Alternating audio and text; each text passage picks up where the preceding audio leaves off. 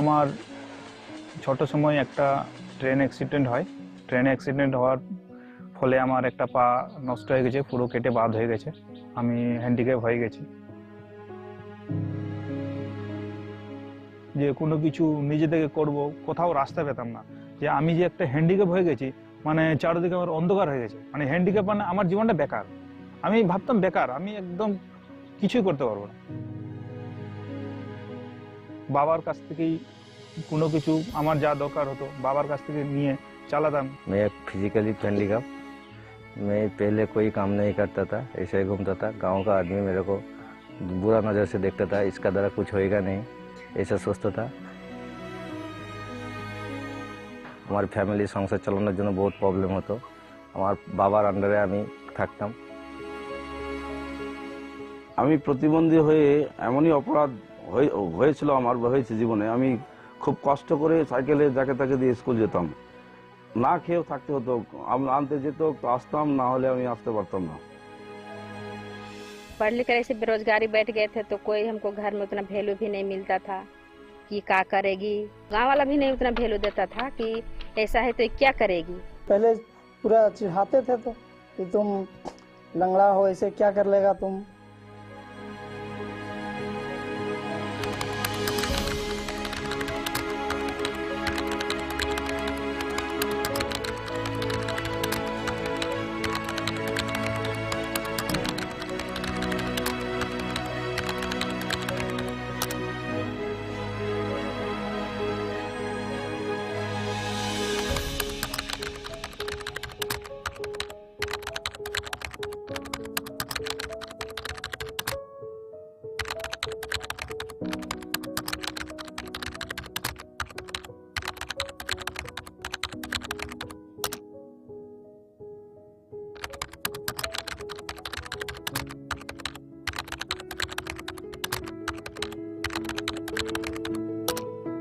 জয়দেব রাজবংশী আমাদের এখানে যে কম্পিউটার সেন্টারটা খোলায় আমাদের লোকাল লোকের খুব উপকৃত হয়েছে, কারণ আমরা এখান থেকে মোটামুটি 2-3 মাইল দূরে গিয়ে সে সমস্ত কাজগুলো করতাম। আমি এখানে জেরক্স করছি, অনলাইনের কাজগুলো যেগুলো হয় সেগুলো করছি। তারপরে ধরেন যে ব্যাংকের যেগুলো কাজ হয় সেই ব্যাংকের কাজগুলোও করছি। অনলাইনে কাজ সবটাই করছি। और जहाँ भी पहले देखे थे पहले बैठते थे, जहाँ बैठे वहीं रह जाते थे, कोई बात भी नहीं करता था वैसा। आजकल अभी जहाँ भी बैठते हैं 10 आदमी मेरे साथ बैठता है।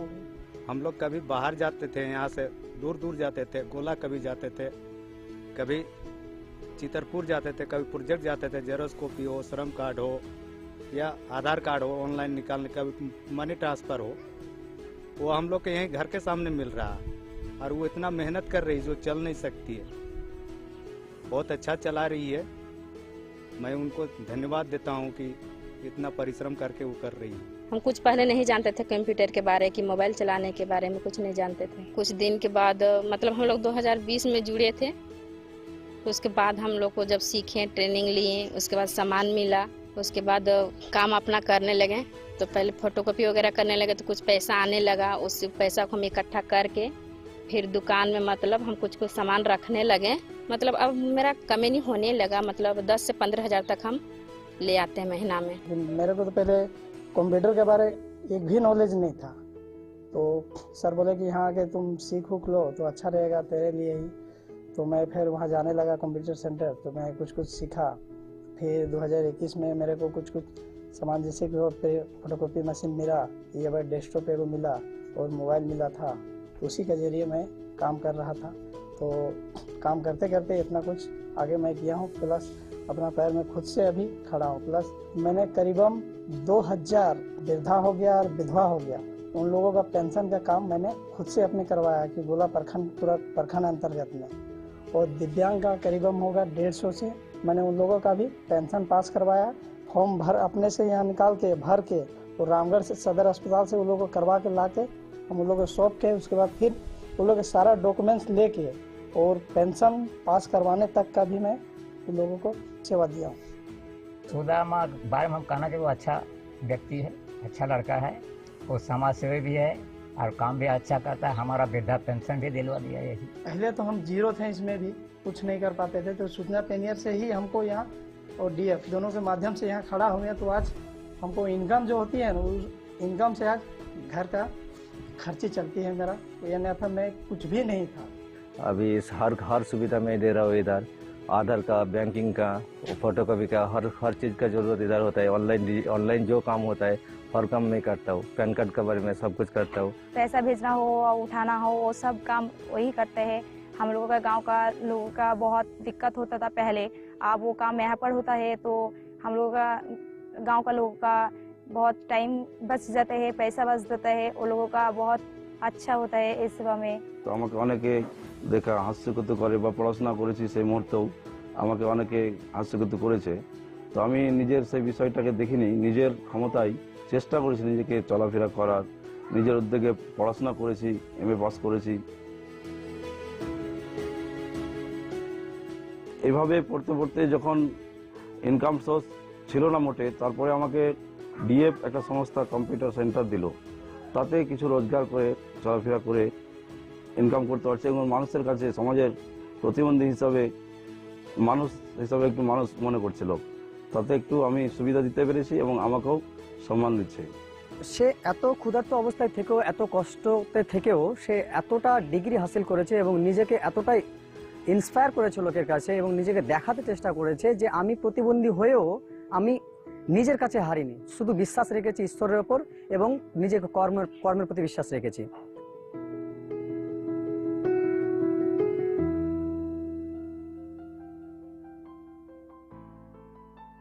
हम तो चाहते हैं सर कि सारा सुविधा हम गांव में जितना भी है ना, मैंने सरकार की योजना जो भी है सारा मैं गांव तक लाऊंगा और हर घर तक मैं पहुंचाने का काम करूंगा। একটা জাস্ট ভালো একটা ইনকামের পথে আমি এগিয়েছি, তো এখন আমি নিজেকে খুব গর্ববোধ মনে করছি। এখন আমি নিজে থেকে খুব ভালো আছি, খুব সুখী আছি। এবং কি আমি যে হ্যান্ডিক্যাপ হয়ে গেছি, তো আমি ভাবছি যে আমি এখন বেকার হয়ে গেছি, কিন্তু আমার মনের জোরটা এত বেরিয়ে গেছে এখন যে আমি এখন হ্যান্ডিক্যাপ নয়, আমি এখন সুস্থ মানুষ, একদম সুস্থ। আমার একটা পা না থাকতে পারে, আমি ভাবছি আমি এখন সুস্থ, আমি হ্যান্ডিক্যাপ নয়।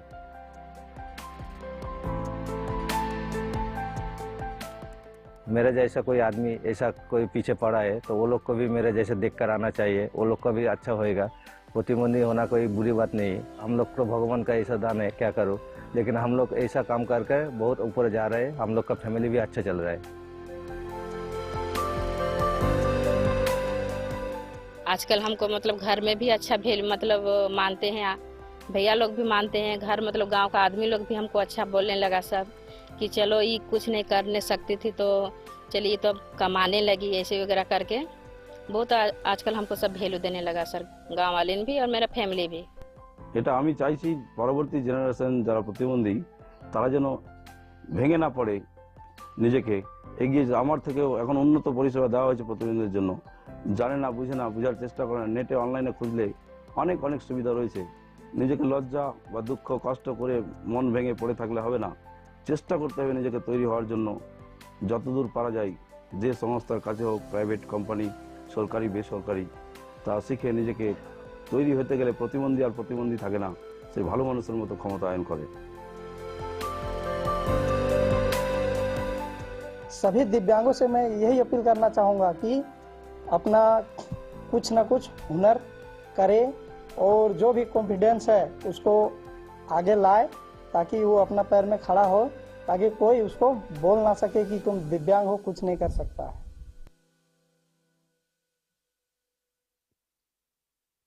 Thank you. As you saw in the film, right? So this has, if you see, in two parts, like in two phases, there are two different narrations that are emerging. In the first phase, they are talking from the lens of having access to digital and how it can enable and integrate persons with disabilities as rightful citizens in the country. Second is when digital integration takes place by, at the level of design thinking, with an inclusive design, the change that we see in the lives of persons with disabilities in terms of their familial, social, community standing in society. So, this is basically a reflection of our study, which was conducted in two phases. The first phase involved reaching out to 243 persons with disabilities across 17 states And in the second phase, we reached out to 112 persons with disabilities from 7 states. So, and then, thanks to Broadband India Forum and Center for Development Policy and Practice for collaborating for this research work. And this, we believe, highlights very crucial but very basic points. And I think it actually brings us back to very basic questions in a context where today India is. So India today is is very proudly adopting emerging technologies. India technology has taken a center stage in our society, but we also see like the glaring statistics emerging from different surveys. So latest national sample survey data shows that 24% of Indian rural households are only connected.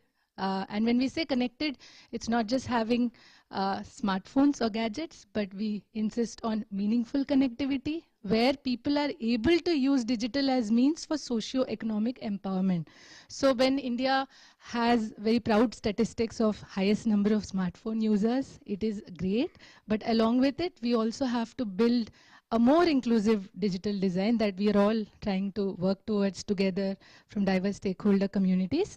So the study has given us a lot of learnings. So if I have to highlight a few, right?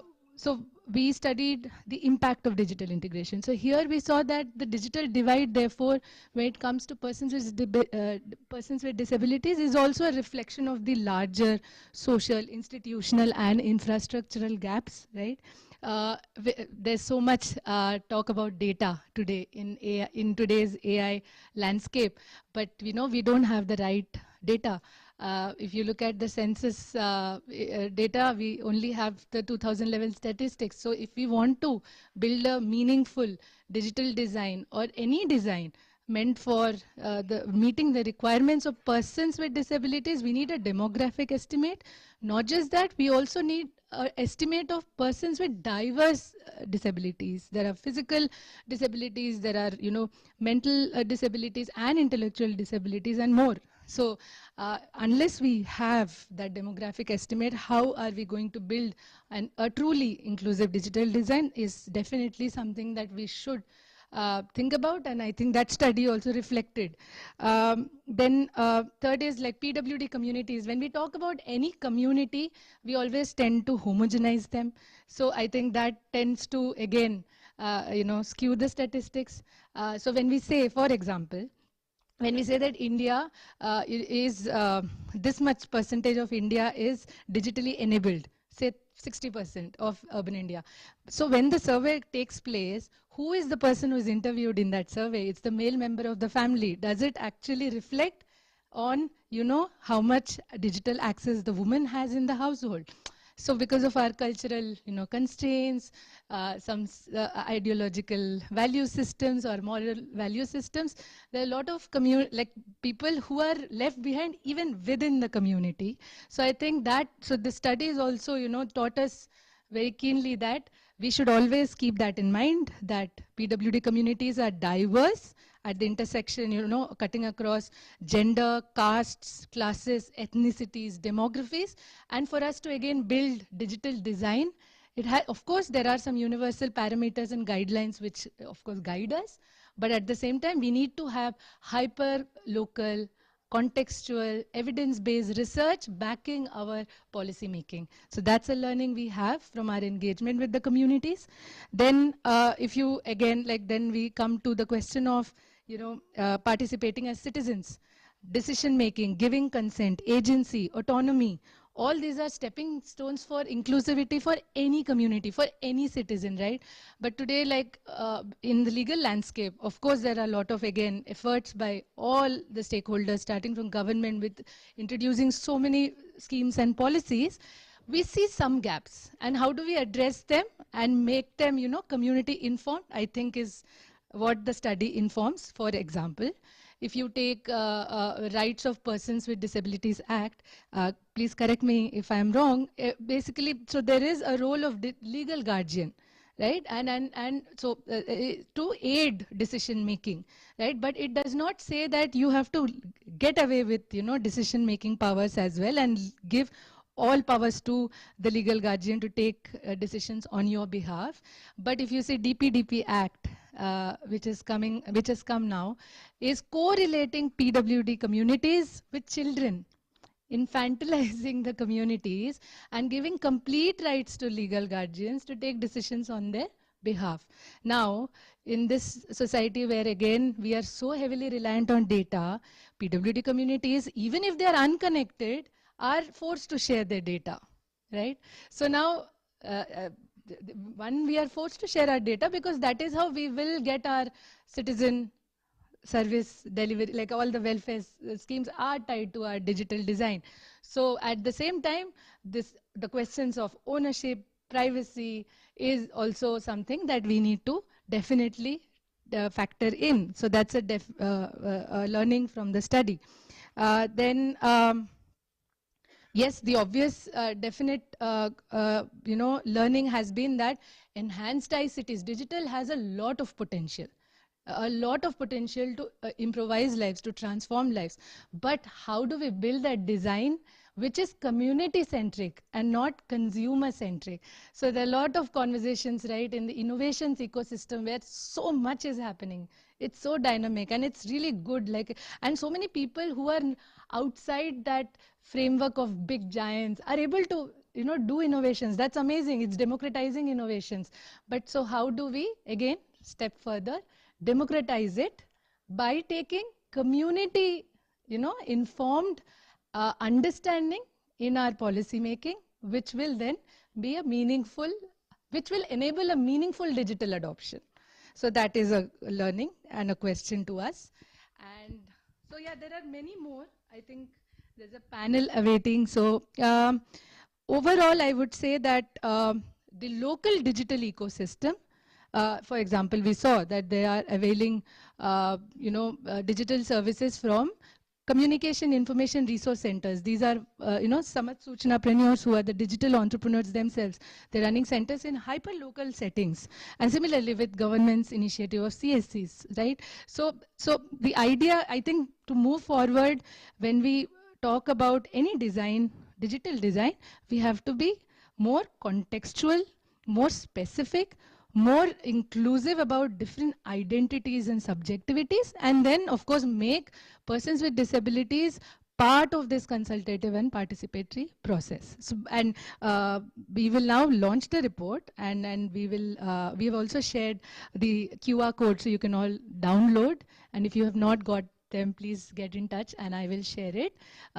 So it has a lot of statistics. Of course, it shows that transformation basically. So before digital enablement and after digital enablement, how has it, if so, improved lives, and what are the gaps? So identifying gaps has been very crucial part of the study, which is basically having digital access, having the right digital infrastructure, not just having connectivity and gadgets, but also meaningful connectivity along with assistive technologies. So that assessment is also very much required, which is lacking in the country, again, which goes back to lack of census data. So it's a loop that is I think the main learning. So I'll request all the panelists to come, please launch the report and then take the discussion forward. Thank you.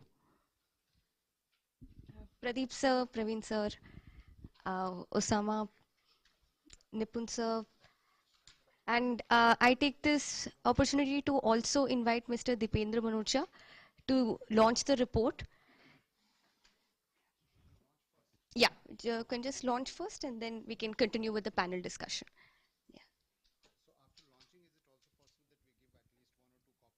Yeah.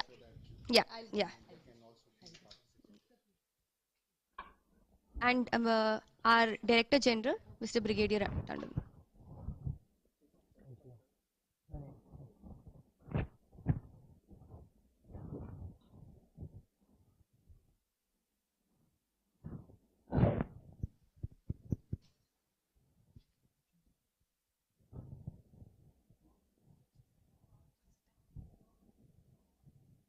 Yes, yes.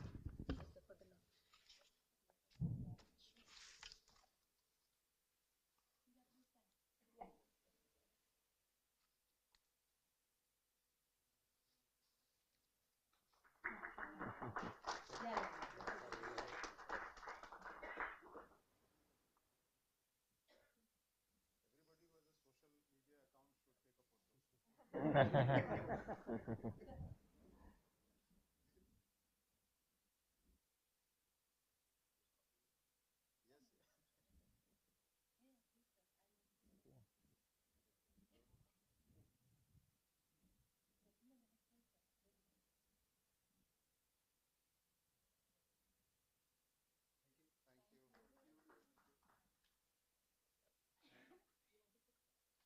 you put the sound for me?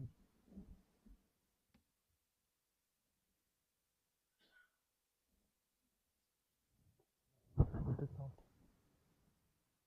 Okay, great. Thank you very Excuse much. me? Excuse me?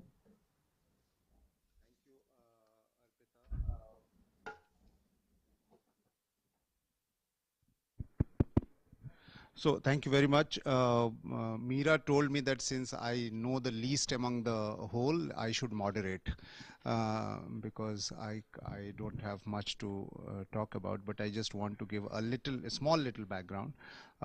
Is that the whole history of doing this study comes from 2 points of view.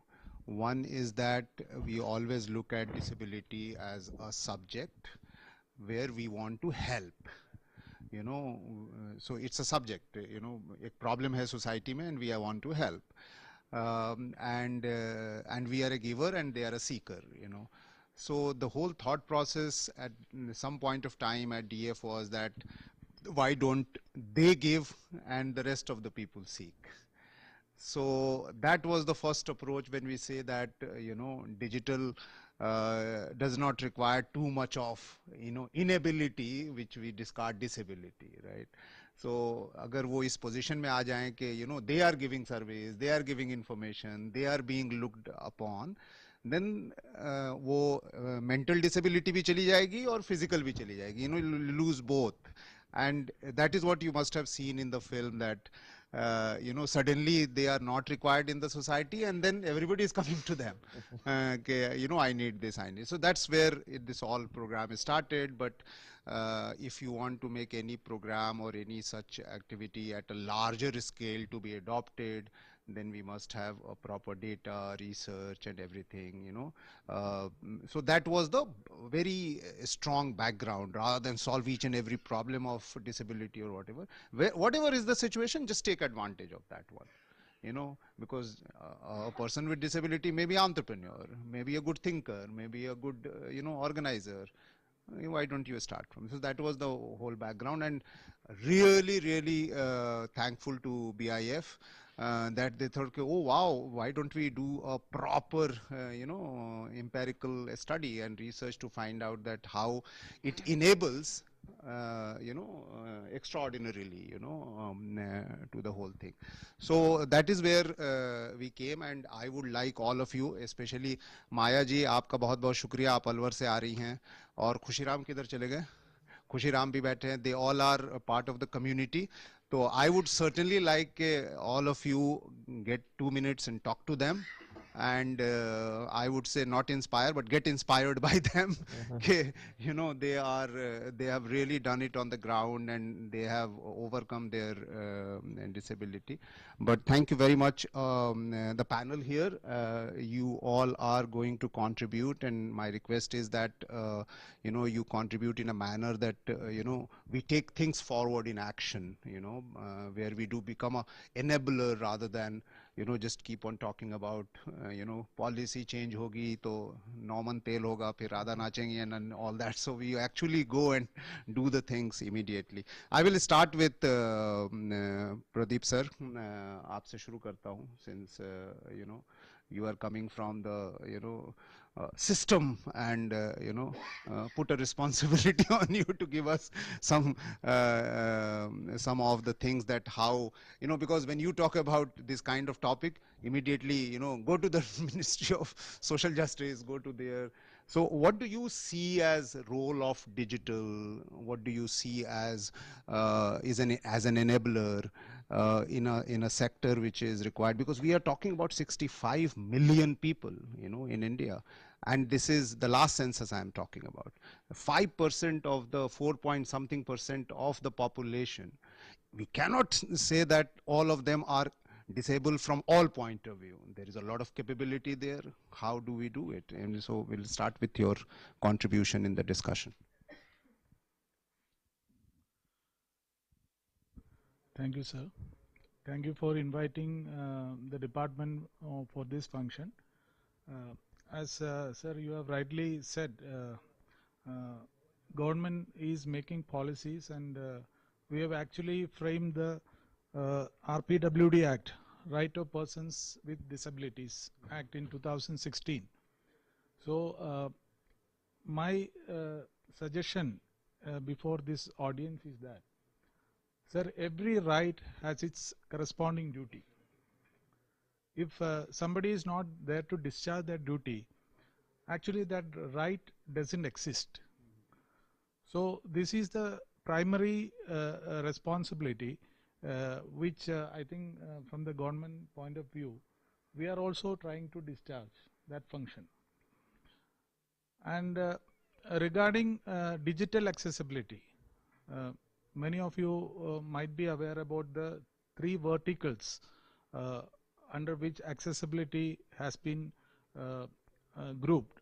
One is built environment, that is regarding the barriers Divyangjans face in the physical environment. And second is the transport and mobility barriers which we face. And of course ICT. This is one of the major things, as you have said, that we are slowly, I cannot say slowly, we are fast moving towards a data-driven decision-making age. And in that age, the importance of digital facilities, I need not have to stress much. And we have our GIGW and web content accessibility guidelines. And if you look at from outside the government, from a perspective, now the Divyangjan community is not satisfied with the word guidelines. They want strict enforceable rules. So this is the new trend. And we have to recognize that. And we have to separate the rights, just like fundamental rights and legal rights. Now, persons are asking for non-negotiable rights, which cannot be compromised. So we are working towards that goal. And since I am not a technology wizard to talk much about the technological side of the things, I would like to cut short my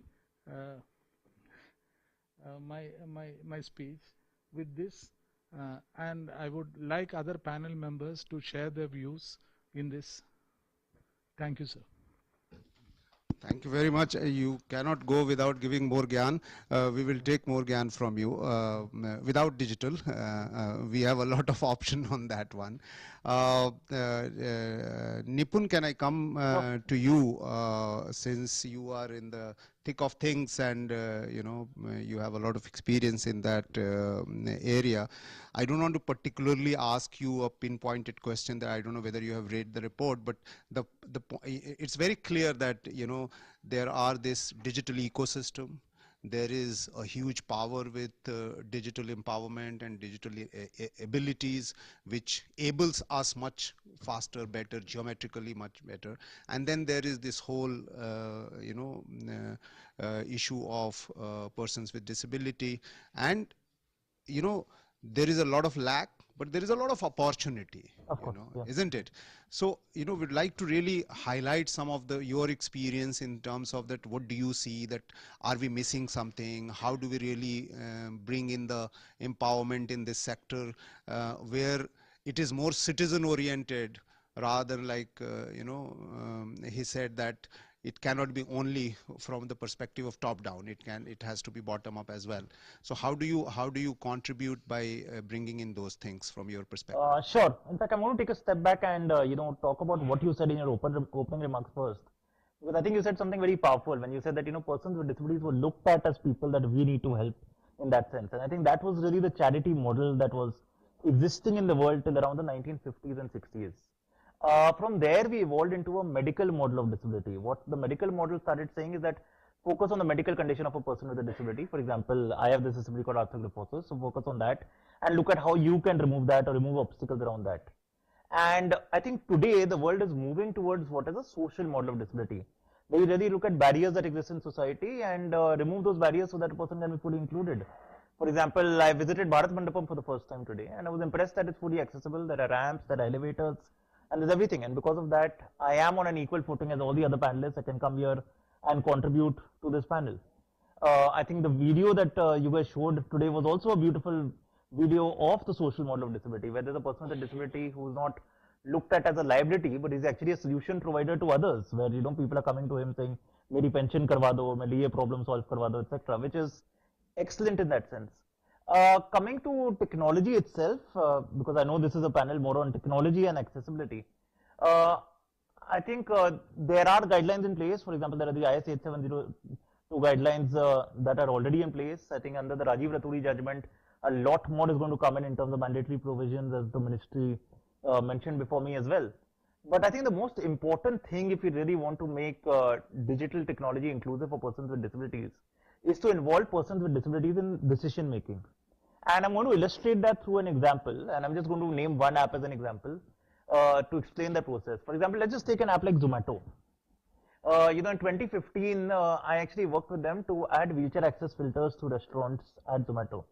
So today, if you go on Zomato and you look at all the filters, you'll also find one filter which says whether this restaurant is wheelchair accessible or not.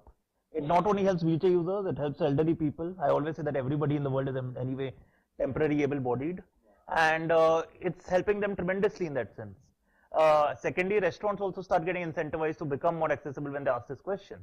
But that's only solving for one disability. Now, if you look at how Zomato is for the blind, Zomato is again very good for the blind, because what it does is that it's become more accessible over time, taking inputs from people who are accessibility testers, etc. And people are very happy with it. But now look at the third disability, the deaf. Zomato is not accessible to the deaf at all. And I'll explain how. Because when you're ordering food from a restaurant on Zomato, the delivery boy will invariably call you up and say, "Aapka ghar kahan pe, aap hame direction samjhao," etc., which a deaf person cannot explain at all. Now, simply if there was a tag where a customer can declare that they are deaf, and the delivery boy knows that, and that's why the delivery boy is texting that person rather than calling up that person, it would be a game changer for the deaf. But the deaf today don't order from Zomato just because of this one simple inaccessibility. So, when you look at digital accessibility, it's also important to realize that disabilities are across the spectrum. And I've also, in my example, only mentioned 3 disabilities because of paucity of time.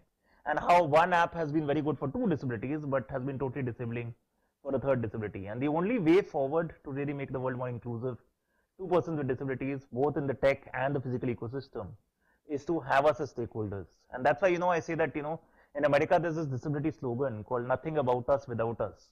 It's time we change it to "Nothing without us." Thank you. Wonderful, wonderful. Yeah, very touching. Rohit, I'm a great fan of Zoom, not because of company, but because it's oral. Because our country lives in oral system of knowledge, oral system of communication, oral system of gathering information, oral system of, and digital technology by making it completely audio visual in 360-degree. Oral communities, people with non script based people, or even habitually, even if we know a script, we habitually is just we want to communicate orally, or by symbol or something like that. And from that perspective, I see Zoom very powerful. Why Zoom is not there in 363 million people's home? Okay, so that's a business question which I'm gonna skip. So the inclusion question, and I'll start with the philosophy of it. So with Zoom, I think one of the major things that we have done is we have put inclusivity in the forefront. So we have the WCAG guidelines, we have the level AA qualification. the EU guidelines, the 508 requirement, and all of those things on the platform are there, and we continue to evolve. Pandemic was, of course, a major, game changer for us, where pretty much everybody went online because there was no mechanism you could actually do things in person, and that helped us introduce a lot of features, which made the platform a lot more inclusive. The question that you're asking is, why is it not there in like all those houses, is of course, I think there's also a function of adaptability and the choice of the choice that consumers have. But at the end of the day, what companies can do on their end is, when they're designing the product itself, they make the product a lot more inclusive. And before this panel, I actually went in the morning and I checked how much does it cost to make a website accessible in the first place. If you look at the costs in India, if it's very simple website, anything between 50,000 to a lakh. Plus, if it's a very heavy website, like it's a 25 pages, 30 pages or so, it can go up to 10 lakhs. But the cost is not as much. So if you really, and I'll start with the government websites for that matter as well. Most of the social services that are provided, they are through the government websites, and many studies have pointed out that most of those websites are not accessible as well. The same things happen with the private companies as well. So if the cost is so low, why is it that most of the companies are not even trying to do that? And that goes to, I believe the question goes to the enforcement aspect. Sadly, one of the studies that we've been working on as well shows that while big companies have inclusivity as a part of their discussion and at the design thinking as well, they do it simply because, of course, they're globally across the world, so they have to implement a lot of those compliances which are there in most of those countries. But in many cases, it's a top-down thing. Unless there is an enforcement pressure on companies, they will not go and implement it. There will be very limited companies which will be inclusive by thinking and by principle. So I think that's where the challenge lies generally with the private sector as well, is that unless there is that stick of enforcement, they are most likely not to do it. But once they start doing it, they start seeing the benefit of it as well. And I'll give you an example here. So we do have we do focus on hiring people who are neurodivergent, for that matter, and they're very good in picking patterns. So when we actually have certain jobs where you need that sort of thinking and you need to pick patterns, there is a focus on hiring people with disabilities. So of course you start seeing the benefit once you start implementing it, but unless you get to the point where you have to implement it, you're not going to do that in the first place. So I think those are some of the challenges which are there in any case. I'll just stop there. Great, but I'm going to take you on to make yourself available to more and more people, and therefore more inclusive. Praveen Bhai, I will come to you, and I have particularly I'm interested in hearing from you about one aspect. We all have lived last more than a couple of decades where digital is a tool of inclusion, right? More and more people included, and more aspirational. But in the last 5 to 10 years, we are also seeing that policies, the practices, the habits, and general perception going towards, if you don't have digital, then you get excluded. It's not left behind. You get excluded. For example, I want a ration, then my biometric is not working, then I get excluded.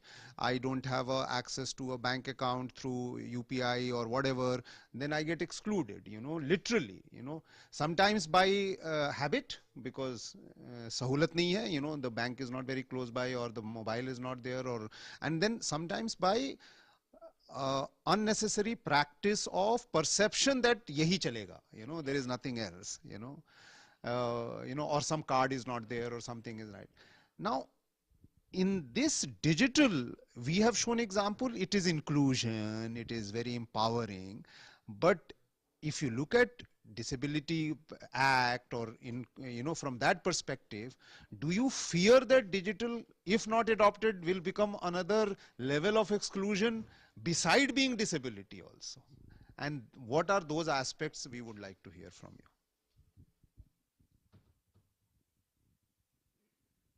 See, I think on the digital accessibility or on any accessibility, anything that you implement, the first thing is, I always say it that way, that people have to be sensitive about whoever is implementing needs to be very sensitive that he is going to be having something which is fully accessible. We always talk about accessibility in terms of disabled people, but what about people who are less educated? It's an enablement for them also. If you see it from that perspective, if there are some people who would not be able to uh, read, but if somebody is talking in a language, maybe English or something, they would be able to understand that, right? They may not be able to. So those are also the people who get affected if things are not accessible. That's one.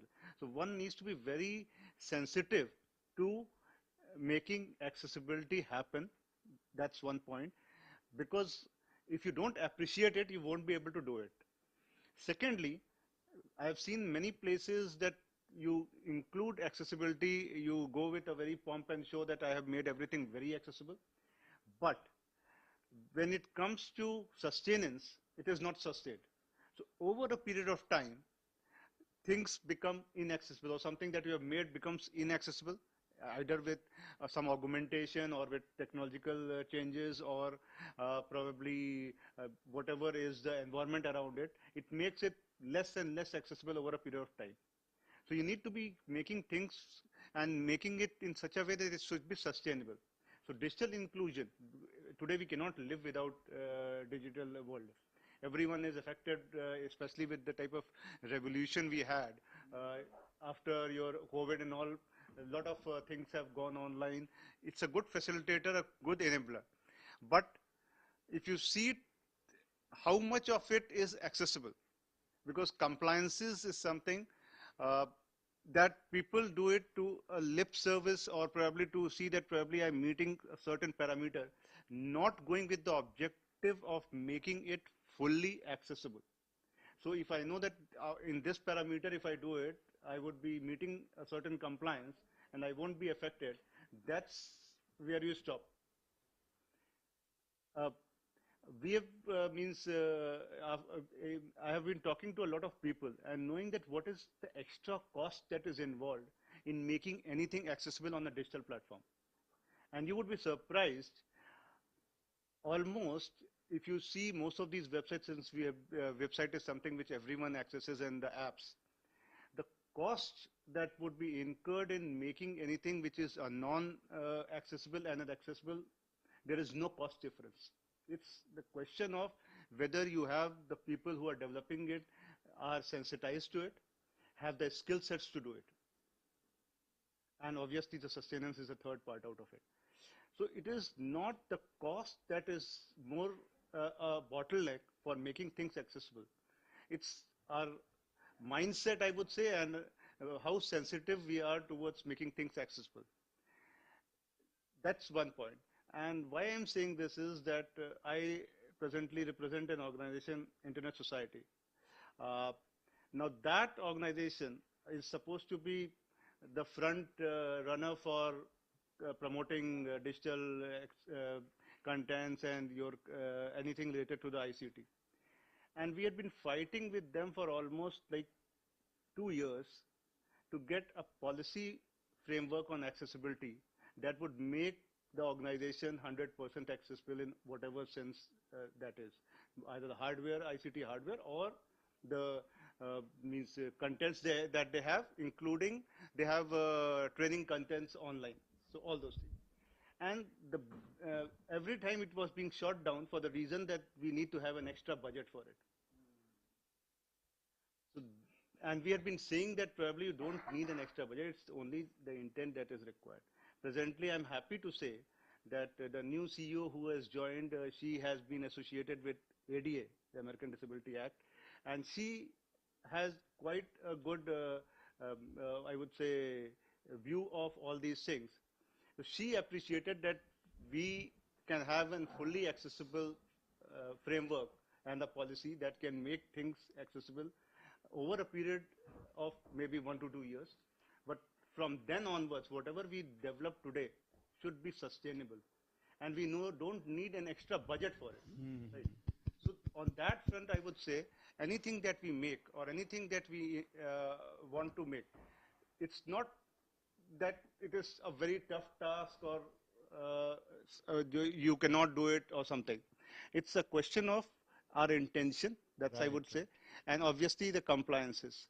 A very recent case has been, I would say, you may all have seen in the newspaper and all, there has been a news that there was an app in US for digital driving license.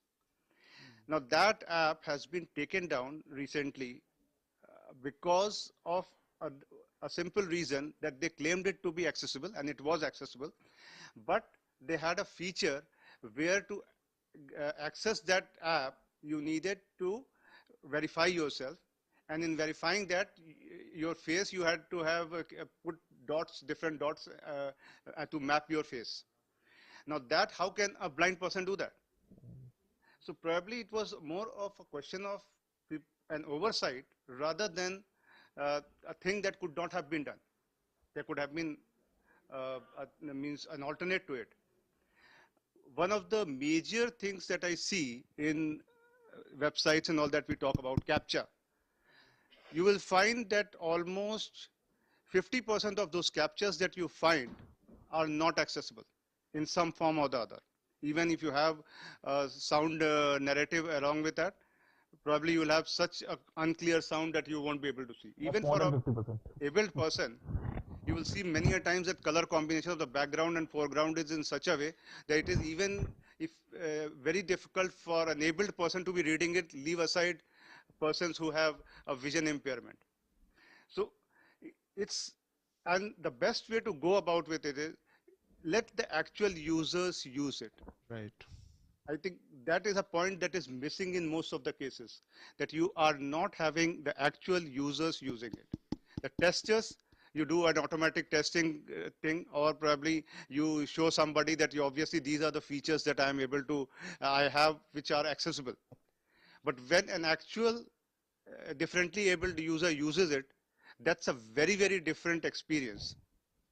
So Pradeep ji, time थोड़ा I will just take 2 more minutes, right? 2 नहीं, 2 में तो हम सबको बोलना है. Give me 30 seconds. हाँ, Exercise yeah, is fine, right? please. So we have recently, with ISOC, we have also launched a training program. It's an online training program that we have launched, which will be available to everyone in the long run on internet governance. But at present, we have just opened it for people with disability, for the simple reason that we want that course to be the world's first 100% accessible course, based on which it will be a pilot, based on which all courses in ISOC would be made accessible 100%. So that's something which we are doing. So Great. I will just leave it to that. Thank you very much. Meera, do we have 10 minutes? 5 minutes. So let's all of us use 1 minute. Let's budget our 5 minutes into 1 minute each. और ये प्रदीप जी आपके पास मैं नहीं आऊँगा वापस. You have given your great comments. So 4 people, 4 means 4 minutes, and I also want to bring Monica and Maya ji for 1 minute to end, and we take one more photograph with them with the books. So I will Nipun, in 1 minute, what are the steps that you would like to suggest to take something on the ground where digital integration and fighting disability issues can be taken together? I think the biggest step is to look at disability as an entire intersectional ecosystem. We cannot really look at disability as just part of one department and that department's responsibility. And I think the department sitting here will also agree on that in that sense. I'm not going to go into details on the Data Protection Act because I think we have spoken about it and we don't have time. But we really need to look at disability from an education point of view as well. Why not have all educators being trained on special education rather than having special educators separately? Why not have all lawyers trained on the RPW Act? RPW Act is not even taught in law schools, for example. Why are not all architectural colleges teaching universal design to everybody? And why do we even have accessibility testers? Why doesn't every engineer who comes out of a college know what is accessibility in that sense? You know, why do we have this field? I want accessibility testing NGOs to be stopped because there's no need for them in that sense. So I think just mainstreaming disability in that sense, both at the government level across all ministries and also in all professional degrees so that people are aware about what are the requirements of disability. I think if we can do this over the next 5 years, I think the landscape will really change in this country. Fantastic. I will add to that one is that we will use digital as a platform of dissemination of such knowledge and information, and we as an organization will take up to do the same thing in rural India, and you will have to help. Definitely, sir. Okay, wonderful. So Rohit, to you in 1 minute, how do you think that you can contribute and you can bring in digital integration where we can fight disability, not only the disability but also digital divide? So yeah, I'll not just say it from the Zoom perspective, but from the company's perspective, I think what all of us really need to do is start with the thinking of platform as inclusive. Like start that at the beginning itself, so that everything that you design, every product that comes out is inclusive in nature. And of course, we all need to go on the ground and work with organizations like DEF, what Nippon is doing. All this work needs to be supported and amplified to the point that it reaches people. I mean, you said the digital is going to be the medium. That's where that expansion, that amplification needs to happen. So that's, at least on the company side, I think it's absolutely critical that we do. Last, Pradeep Saab, if you can put in a last word before I go to the Janta to put in a stamp on it. Sir, actually, I've heard the panel members, what he was saying, that in private companies, all discussions involve inclusive design and all. And in government also, we are invited to all the specific projects, and MeetY also often calls us for their meeting on web accessibility and all other web development projects also. Regarding there should be institutional mechanism. Sir, we are training different departments who are handling these websites so that it is a continuous process, not a one time. And also we are empaneling digital auditors also. Now this is coming up. Soon it will be notified. And Nipunji was saying that it should be a part of curriculum also. And with IIT Kharagpur and with the approval of AICT, we have included two model courses, BArch and BTech, and that would be a part of the curriculum soon. And it should be a part of all the technical schools also. That will step by step it will come up. So with that I conclude, sir. Thank you. Thank you very much. Monika, आप माया को लेके आइए यहाँ पे.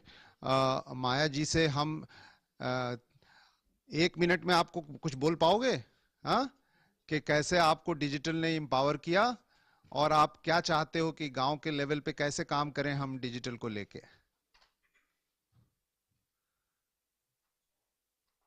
वहीं पे उनके साथ आ जाइए आप.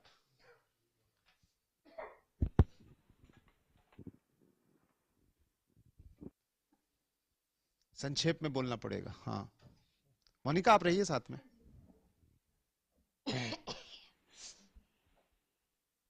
हाँ हाँ बोलिए. अगर नहीं बोल पा रही है तो मोनिका जी से बुलवाइए. हाँ बोलिए बोलिए. मेरा सभी को नमस्ते. मेरा नाम माया सैनी और मैं पहले सिलाई करती थी. आज जब से मैं डिजिटल से जुड़ी, मेरा जीवन बदल गया. जीवन बदलने के साथ साथ मैंने बहुत कुछ सीखा. फिर मैंने अपने आप को बदला और फिर मैंने सोचा कि जब मैं बदल गई तो मैं लोगों को भी बदलूं. हर जगह जाके मतलब मैं बताती हूँ लोगों को कि भाई जिनके जैसे पेंशन का है उनको पेंशन के बारे में, जो हमारे दिव्यांग साथी हैं जिनकी जो भी समस्या होती है मैं उन सब के साथ जाती हूँ, उनको उनका काम करवाती हूँ. पेंशन का है, पालनहार योजना का है, सरकार की जितनी भी योजना है सबके बारे में बताती हूँ उनको.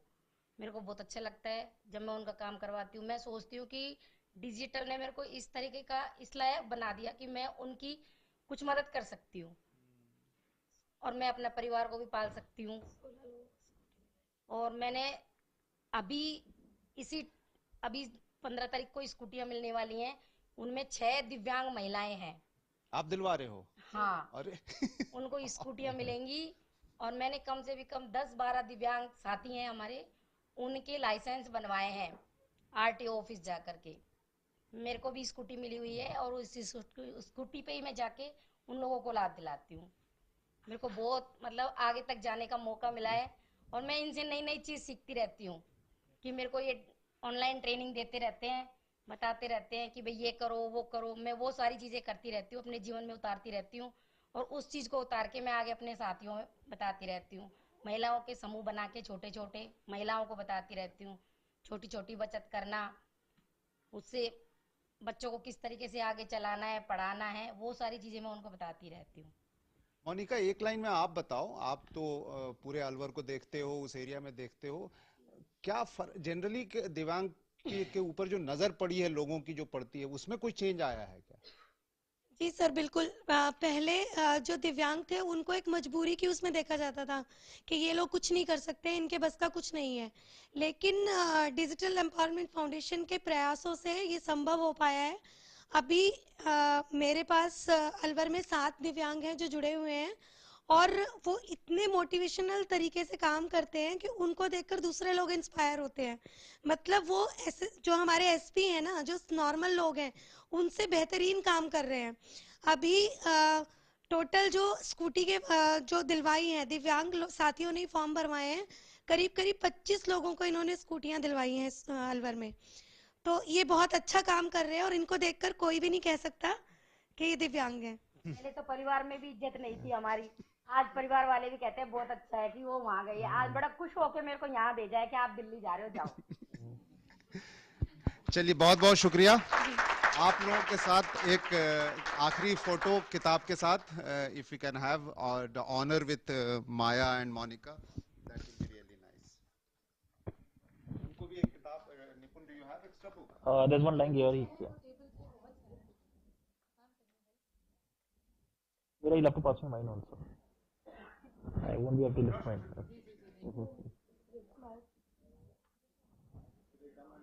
No, it's okay. Otherwise, okay.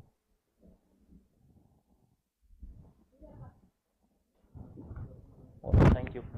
Yeah.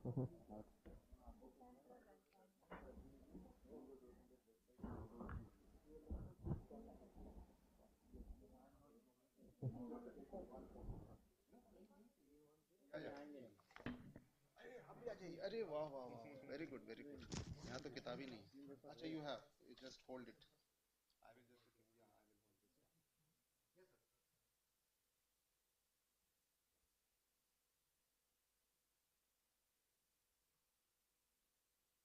thank you very much and really sorry for delaying the session.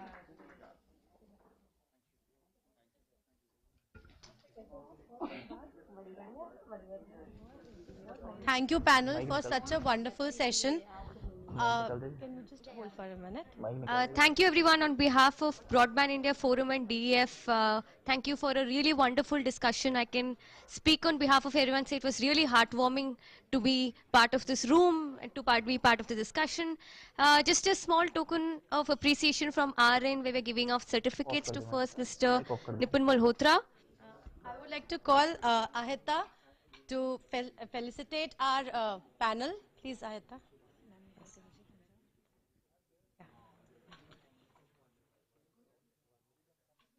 I'm trained.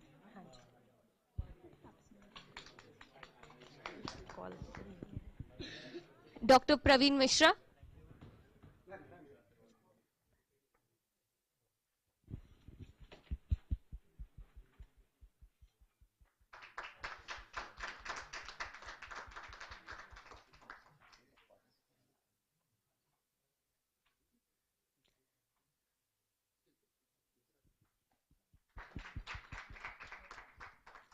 Mr. Pradeep Aniruddhan.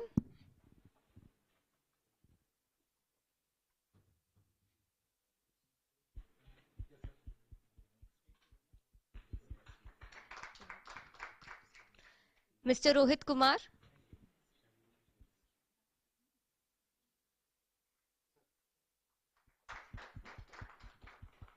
and Osama and Arpita. Thank you so much.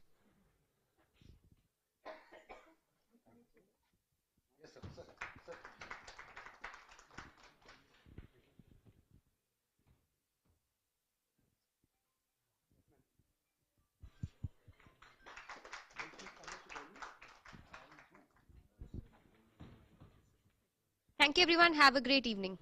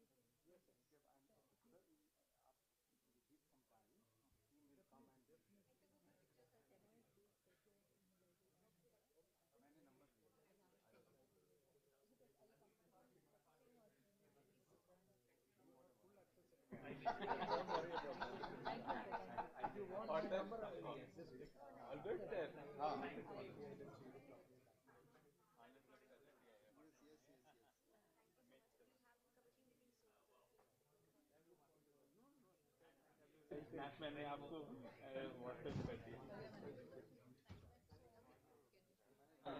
मैंने ले लिया इनका number. Thank you so much. आपका 606 is the last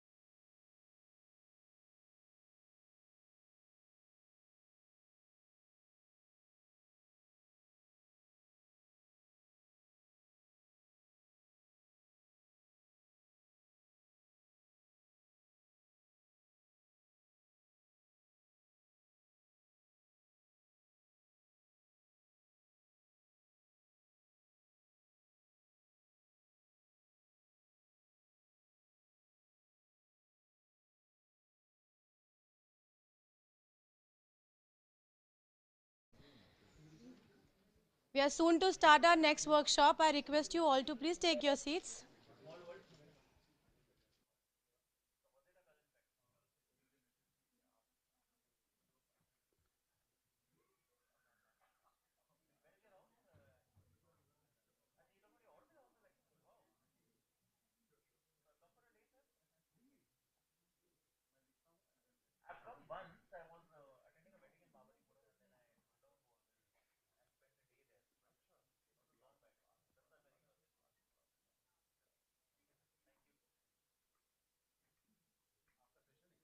I request everyone to please take your seats.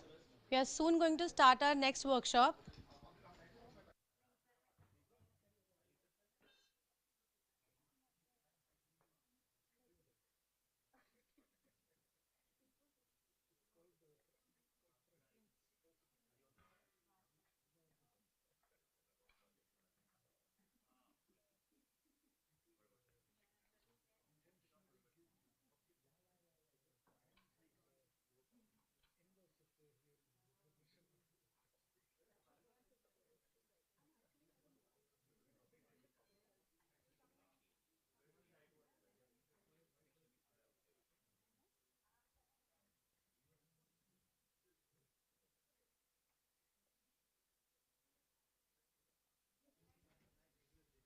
Good afternoon, everyone.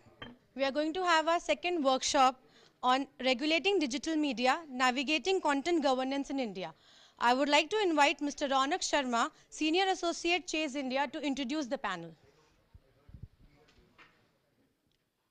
Hi, good afternoon, everyone.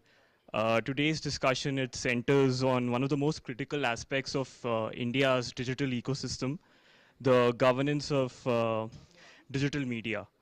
The digital space, it's been a melting pot of intermediaries, content creators, and digital news publishers, each contributing to the democratization of information and expression. However, with this empowerment comes the responsibility to ensure that this ecosystem remains secure, equitable, and resilient. So to take forward this discussion, we have a stellar panel. So today with us, we have Dr. Satyanarayan Subramaniam. He's the Director of HRD and Digital Economy Division, Ministry of Electronics and Information Technology. He brings over a decade of experience at MIT, and this combines with his technical background at BSNL. Dr. Subramaniam is a recognized expert in data governance and cyber laws, and his insights will be invaluable in understanding the regulatory landscape. We also have Aditi Agarwal. She's a technology journalist at Hindustan Times. She's built an impressive career reporting on privacy, surveillance, cybersecurity, and the regulation of big tech. She has prior stints at News Laundry and Forbes India. Her perspective as a journalist will shed light on how these policies impact public discourse. We also have Sunil Abraham. He's the Public Policy Director for Data Economy and Emerging Tech at Meta India. He's a serial institution builder with 24 years of experience in ICT, 4D, and policy research. As a co-founder of Mahiti Infotech and the Center for Internet and Society, Sunil brings a deep understanding of emerging technologies and their governance. We have representation from academia as well. We have Dr. Vageshwari Deswal. She's a professor of law at Delhi University and has over 2 decades of teaching experience in criminal law and gender justice. Dr. Deswal is a prolific author and a legal scholar, and her expertise in legal frameworks will anchor our discussions on the intersection of law and digital media governance. And lastly, the moderator for today is Shiksha Daya. She's a manager at Chase India. Shiksha has over a decade of experience as a legal academician and a public policy expert. I would like to extend my deepest gratitude to the panelists for taking out time from their busy schedule and coming over here and entertaining us with an impactful discussion.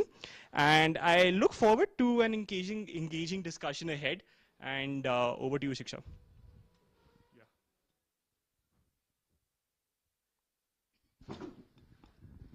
Thank you, Ronak. Thank you so much. And thank you for the introduction. And I want to thank everybody to be for taking out time to be a part of this very important discussion. And as a topic, today's discussion is something which actually catches the attention of everybody, and we see every day in the news something or the other thing coming up. If I can take the liberty of quoting something which was a part of minister's speech. So on 16 November 2024, when Press Council of India celebrated National Press Day, Honorable Union Minister of Information and Broadcasting Shri Ashwini Vaishnavji highlighted two of the main challenges. One is the algorithm bias and fake news and disinformation. And he also specifically called for accountability for digital media to combat fake news and safeguard democracy. So this definitely is something which we need to deliberate on. It's a very sensitive topic. And as we are evolving, as we are navigating, we have also seen the shift from traditional media to digital media, which definitely get the opportunities for all of us, but at the same time also brings challenges, how to regulate, how to moderate, how to curate. And we must also acknowledge, I want to take this time in acknowledging that India has seen and has, like, we have witnessed the changes through IT Act. IT Act has been there for a long time now, and this problem around content, problem around fake news started to aggravate almost a decade ago, and especially after the COVID-19, it has aggravated. Though IT Act has witnessed meaningful amendments, which was in tune with the innovation, and we have 2021 intermediary guidelines, which was there. So there are laws which are either in place or work in progress to take care of this particular part. So just to set the tone in context, I want to start, like, in the next 1 hour, we're going to deliberate on this issue, and we would take the perspective of all of them from their expertise. So we have Dr. Satya. He's heading HRD and Digital Economic Division in MIT, and comes with expertise in digital governance and cyber laws. Sir, if you could please highlight on what has been the experience of government so far. As we mentioned, that IT laws were there, intermediate guidelines are there, so we have all of that in place. But how do we, what has been the lesson so far? What has been the experience so far? What lessons we have? And how is government thinking on further regulating digital media? Thank you, Siksha, and I thank the organizers for inviting me for this event to have this discussion on which is a very hot topic, which I should say as of now. So this Information Technology Act 2000, which has a very long journey. Like when it started, I think we can divide it into three specific areas as of now. The first one is from 2000 to 2008.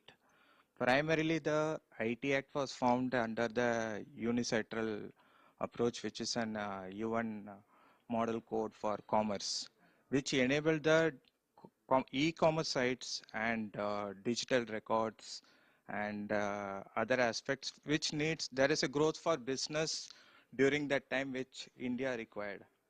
So that is the first thing. And later on, after 2008, then we have the First Amendment in the IT Act, so which primarily talks about cyber crimes. And after this, if I can specifically say, after the Mumbai terror attack and all, we had this Cyber Terrorism Act for separately, and data protection, we had this 43A section and all. So that is the next approach. So that is that is the Digital India age, which I should say. From 2008, there are so much innovation started in the country, which respect to because of the Digital India era.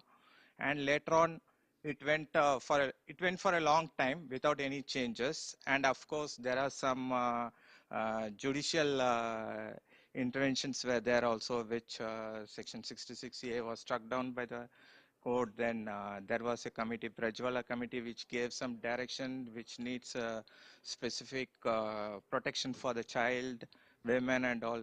And later on, the government started thinking about there is a need for an amendment, which there is a next stage, primarily which should also help the innovators also. And after that, we got all this platforms, which is related to this sort of Netflix, Prime Video and all, and other gaming platforms. So everything started. So it was the next amendment is the major amendment which the government has done, which is the 2021 rules, which I should say, intermediary guidelines. So that intermediary guidelines, which added certain important due diligence, and it gives certain powers to the other intermediaries also, like what they can do on themselves. They can remove a content if anything unlawful they can see in their platform. So those enables the intermediary platform also to, with the approach to have a very cyber hygiene, like they have to keep their platform clean apart from, so because they cannot see that anyone who is posting, and in 2011 rules, I don't think we had that much of clarity. So to 2021, we made that amendment.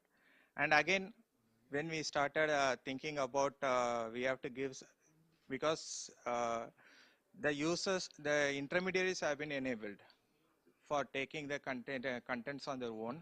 So we created this another part to enable the users also to approach the intermediaries if any case there is any content has been removed inadvertently. So that is why we have created another amendment which has happened in 2023. That is the Grievance Appellate Committee, GAC, was formed, and in fact that the citizens need not go to the court directly. Before going to the court, there is a level of adjudication which can be done by the GSA, which is of course a civil contravention only. So that is also started. And then apart from that, we also have that digital media ethics code rules as a part of the intermediary guidelines, which has a certain self-regulation mechanism for the medias and platforms, and that is how we have enabled. So that is a very long journey. So we have covered, moreover, I think all the aspects of the requirement, which I should say.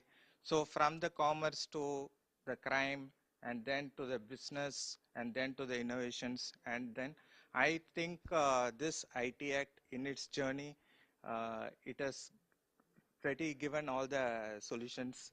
And the main important, which I should also say about the best thing in the cyber IT Act information is it is a technology neutral. So any technology which comes evolves at time, it can be taken care of the information technology IT Act 2000, and in fact it has taken care of. Maybe there are some gaps which we can identify, and government will try to plug that gaps in the future. So Dr. Satya has given us sort of a complete framework of how progressive India has been with respect to regulating and taking care of the innovation as well. So I want to move to Aditi now, because Aditi has seen both the sides of the traditional media as well as digital media. Like traditionally, media operated as a one-way communication flow, like from sender to the receiver. Whether it was newspaper, TV, or radio, content was curated, broadcasted, and then consumed in a linear manner. And it is very tightly regulated also. Now, in contrast, digital media has transformed this landscape by allowing personalized, interactive content tailored to individual user based on their data and behavior. And a recent survey also highlights that 60%, 65% of the internet users are consuming news through social media. So like, Aditi, I want you to sort of give the perspective of what's your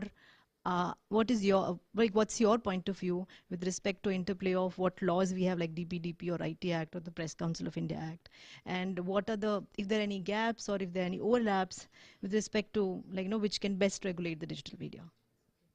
Thank you, Shiksha. Thank you, Chase India, for having me here. So in terms of gaps, as a journalist, I must say that we are probably over-regulated. But that's me saying that as a journalist. In terms of overlaps, that's a major, major, major issue. So at any given point when we're talking about content online, we have MeitY, MIB, DOT looking at it. And that's a problem. And with every new act, new amendment, new rules coming out, this confusion gets even worse. So for instance, when we talk about content online, you have user-generated content. So basically your comments on Facebook, your tweets, as well as your comments on, say, Hindustan Times' website would be considered user-generated content, where you are liable for the content and not the entity, not Facebook, not Hindustan Times. Then you have news content, which will be, say, either published by Hindustan Times, or it could be by an independent news creator such as Dhruv Rathi. And then you have streaming platforms like Netflix, Amazon Prime Video, etc. But when we start getting into the details of it, it always gets very confusing. UGC is supposed to be regulated by METI under IT Rules Part 2, which is what Satya sir talked about, the 21 rules. But at the same time, when you have content by someone like Dhruv Rathi on YouTube, which is technically UGC, MIB actually steps in. Now, I'm a journalist, I tweet. I tweet about not liking yellow dal or liking yellow dal given my mood. I also tweet my stories. So who is regulating me? MIB or METI? And then when it comes to streaming platforms for something like, say, Crash Landing on You, maybe it's pretty clear who's regulating that. MIB will step in. But when it comes to, say, live content on your Hotstar, say, like maybe Republic News, or maybe when Colors is streamed live on Geo, who steps in? Does MIB step in? Is Hotstar or a Geo at that time a publisher of online curated content, or and therefore liable for the content? Or is it an intermediary where it's not liable for the content and thus has safe harbor? And that is one of the things that was discussed in one of the meetings that happened on the broadcasting bill, where Spotify came up and said that, hey, you are treating us as an intermediary or a publisher. Do you really expect us to go through our entire catalog of songs from across the world and see whether or not it is violating the sovereignty of India, if it's threatening national security, etc.? Because then we are not just talking about songs, we are also talking about podcasts. So for maybe for the purposes of songs, Spotify is a publisher and therefore liable. But for something like podcasts, podcasts are UGC. I can upload a podcast anywhere. So then is Spotify liable? So those become complex questions. That's one. And then when we're talking about regulating it, a big problem is who is in the room making the decisions. I'll give you two instances. So in this was January 23, when the gaming amendments were proposed in IT rules, and there was another set of amendments proposed, which was about the PIB fact check unit, which came out of the left field. Nobody knew it was coming. And then in February, METI had a closed door stakeholder consultation. Who were the participants of the stakeholder consultation about fact checking and fake news and misleading information? The likes of Facebook, Google, Twitter, ShareChat. I think Geo was there. But that is to say, the people who weren't there were news publishers, the actual fact checkers who deal with this on a daily basis. So how were decisions about PIB fact check unit and dealing with fake news being made? By including social media intermediaries and Geo. So that doesn't make sense. Then when it comes to broadcasting bill, the secret version that was circulated, who were the people in the room? Again, social media companies, your TV channels, well, industry bodies representing your TV channels, then industry bodies representing your newspapers, your streaming platforms like Netflix, Amazon Prime, and their related industry bodies. Who wasn't there in the room? Say someone like DigiPub, which is an industry body for independent digital news media. Who wasn't in the room? Anybody who can represent or any voice for, say, independent news content creators. And then the question is, another question that then arises is that when is it that the government chooses to act? You have all these rules, you have all these laws that enable 100 different things, but when is it that they act? For instance, Congress Jharkhand's account was blocked in India during the general elections.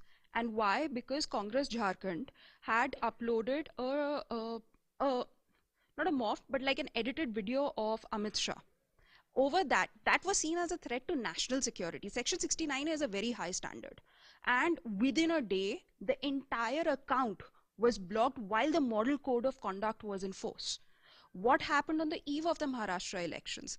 BJP's official Twitter handle posted 4 audio notes, which were fakes. We know that. It's an incontrovertible fact.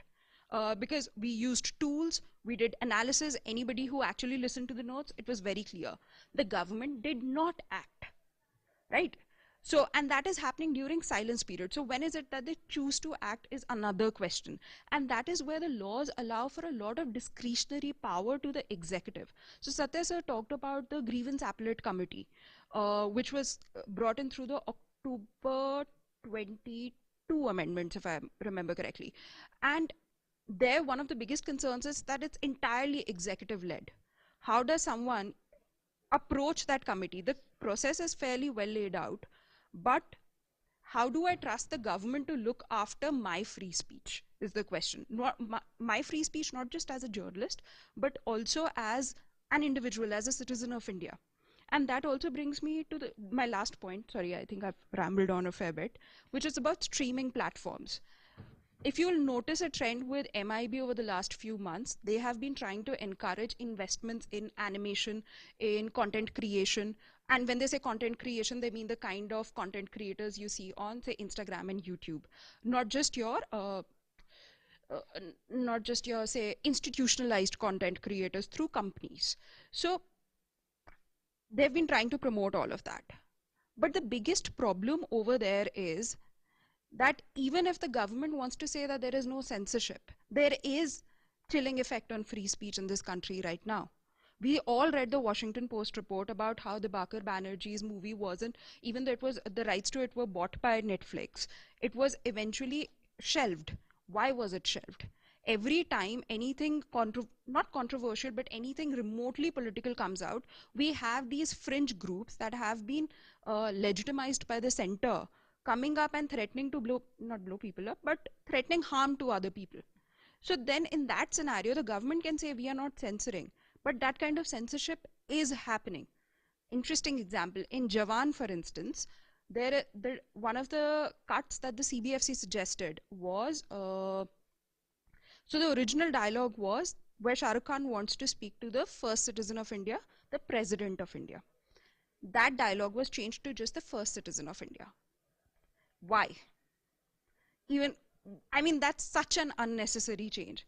So in that scenario, it is a problem of, even if the regulation is there, there's a huge gap between the intention of the regulation, what it actually does, and the kind of feeling it engenders amongst people. I think I've gone on long enough. Thank you, Aditi. Aditi has given us her perspective on respecting the freedom of speech and expression and the problem of having multiple bodies to regulate the content in India. Now, from here, I want to move on to Sunil Abraham. He's the director at Public Policy Director at Meta India. Sunil, I want you to help us understand, from your understanding, the interplay between social media platform and online platform. Let's say, I'll just give a scenario. Traditional media is there. They transmits information which is well taken by each one of us as something which is news, because it's tightly regulated, it's taken care of and all that. And on the other hand, on digital media, let's say an influencer is there, and he's also giving us real-time updates. For example, he's giving us updates on international security, or let's forget about an influencer, a platform, social media platform. They're also giving us some real-time updates. And that update is something which disturbs the society. Maybe, let's just taking a scenario. So whether the existing regulatory mechanism is enough when in allocating the responsibilities and obligations on the social media intermediaries or the content creators. What's your perspective on that? Thank you for that question. And also thanks to Chase India for organizing this conversation. The picture that you've painted in your question, I would say, is still an oversimplification. Because even when it comes to just Meta as a technology service provider, even our offerings are rather distinct. So you started in your inaugural or your opening statement talking about the problems of fake news, and then you also connected it to the biases that algorithms might have. But if you look at Meta's offerings, the phenomena of fake news exists on all our offerings. So there are offerings such as WhatsApp, which is end-to-end encrypted. There is no algorithmic curation within the communications on WhatsApp. But still, fake news remains a problem in WhatsApp. And then there are unencrypted surfaces on Instagram or Threads or Facebook, and fake news is also a problem on these platforms as well. So I don't think technology platforms are a singular thing. They're dramatically different. Now going back to whether there is some kind of regulatory vacuum that needs to be addressed, and how big is that regulatory vacuum. Here I love quoting, though you won't see many Meta employees quote the chairperson of the FCC, Lina Khan. I love quoting her. She says on one topic that there is no AI exception to the laws in the book. So you can't say that now I have a new product and the product uses AI, and somehow the harms that are produced either by me as the platform provider or by people that use the platform, that this is uncovered in the law. I think this is the point Secretary Krishnan also made at the start of the day, that the IT Act, as Dr. Satyanarayana has pointed out, is technology neutral. It tries to be principle based, like many other laws. And when you approach things in that way, hopefully people will agree that most of these harms are already covered in one way or the other. I think that's the point that Aditi also was trying to make, though she didn't say it like that. I may be twisting her words without her permission. But very quickly, we have to go into several other layers of detail before we can agree on what is the path forward. What you said is the speech that is on these platforms disturbs the population. That is the phrase that you used. Actually, some might argue, especially people who believe in free speech, that producing disturbing speech is protected under the Indian Constitution. What is not protected is producing illegal speech. Illegal speech is prohibited. So as long as the speech is legal but ends up disturbing somebody, that is completely legal in the Indian context. I'll give one example from my childhood. When I was growing up, a lot of anxiety around heavy metal music, death metal, and if you go on to music streaming platform, there will be so many genres of music, especially death metal and heavy metal or gangster hip hop, where the language is so terrible that I'm sure people will be disturbed by that language. Fortunately, on Meta's platform, we are almost like a family-friendly platform, so we don't allow.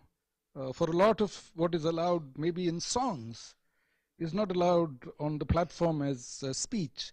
So Meta does not provide the full universe of your constitutionally protected speech rights. We only provide a small subsection of it. And whether a single influencer can produce such speech and have such impact is indeed a consequence of the democratization of the technology. So before the printing press, very few homes in Europe or Germany had a book at home. That invention of the book was very scarce. Very few of us had access to the book. And at that time, it was a single book, the Bible, that people were interested in. Many years after, 400, 500 years after the printing press, books are there much more. In India, at least, we still don't have enough access to books as I would like. But this is another revolution, very similar, whether it's the AI revolution or the social media revolution, very similar to the birth of the press. Many more people have access to this distribution mechanism. A lot of advantages, but also risks. When the risks emerge, especially around fake news, then you don't want private platforms like us making those decisions on whether something is the truth or whether something is false, because we have our own bias. Therefore, I think practices have emerged, at least in the Indian context, with third-party fact checkers and cooperation with these organizations, with the government's sort of indirect recognition of these bodies, I think it's easy perhaps to state what the problem is, but the job is quite hard within the ministry to produce regulatory solutions with limited unintended consequences, which are immune from legal challenges. That's not trivial at all. So I really admire the folks at METI for taking on this tough job, and I think the way they have to look at it is they have to make all stakeholders equally unhappy, then they have a solution. Thank you. Thank you, Sunil. And it's really good to hear that our social media intermediaries are very careful about what content is being put there. And since we have intermediary guidelines, which has also given them the safe harbor, so definitely there's a reason behind it that the government has given that kind of provision for them. Moving from here, we have Dr. Vageshwari Deswal with us. He's a professor, and she's an authority in the legal academia, and whatever she researches in the criminal law especially is actually becomes authority. So she's recently authored 3 books also on the new criminal laws. So ma'am, I have a question for you on the vague terms. So if one takes guidance from the program code under the Cable TV Network Act, which the Broadcasting Bill proposes to replace, it is created with broad and vague terms, prohibiting programs offending good taste and decency, promoting anti-national attitudes, affecting the integrity of the nation. Such kind of terms are used there. So how do you view the essentiality of new vague terms in the provision of the in the light of Supreme Court judgment that strike down 66A of the ITI Act? If you could please highlight on Shreya Singhal's case.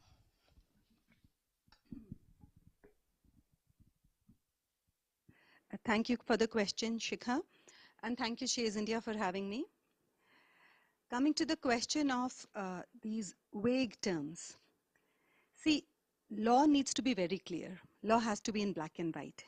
Whenever we introduce an element of vagueness in these terms, there's a lot of confusion that is created because the way law is interpreted and the way it is implemented, it impacts lives. There cannot be any room or any scope for confusion at all. Section 66A, if you are talking about that provision that was introduced in the year 2008 by this Information Technology Amendment Act. And why did we introduce this provision? That was basically to protect women. At that time, the main focus was because women, they were being, there was so much of obscene content that women were being exposed to because they were being messaged.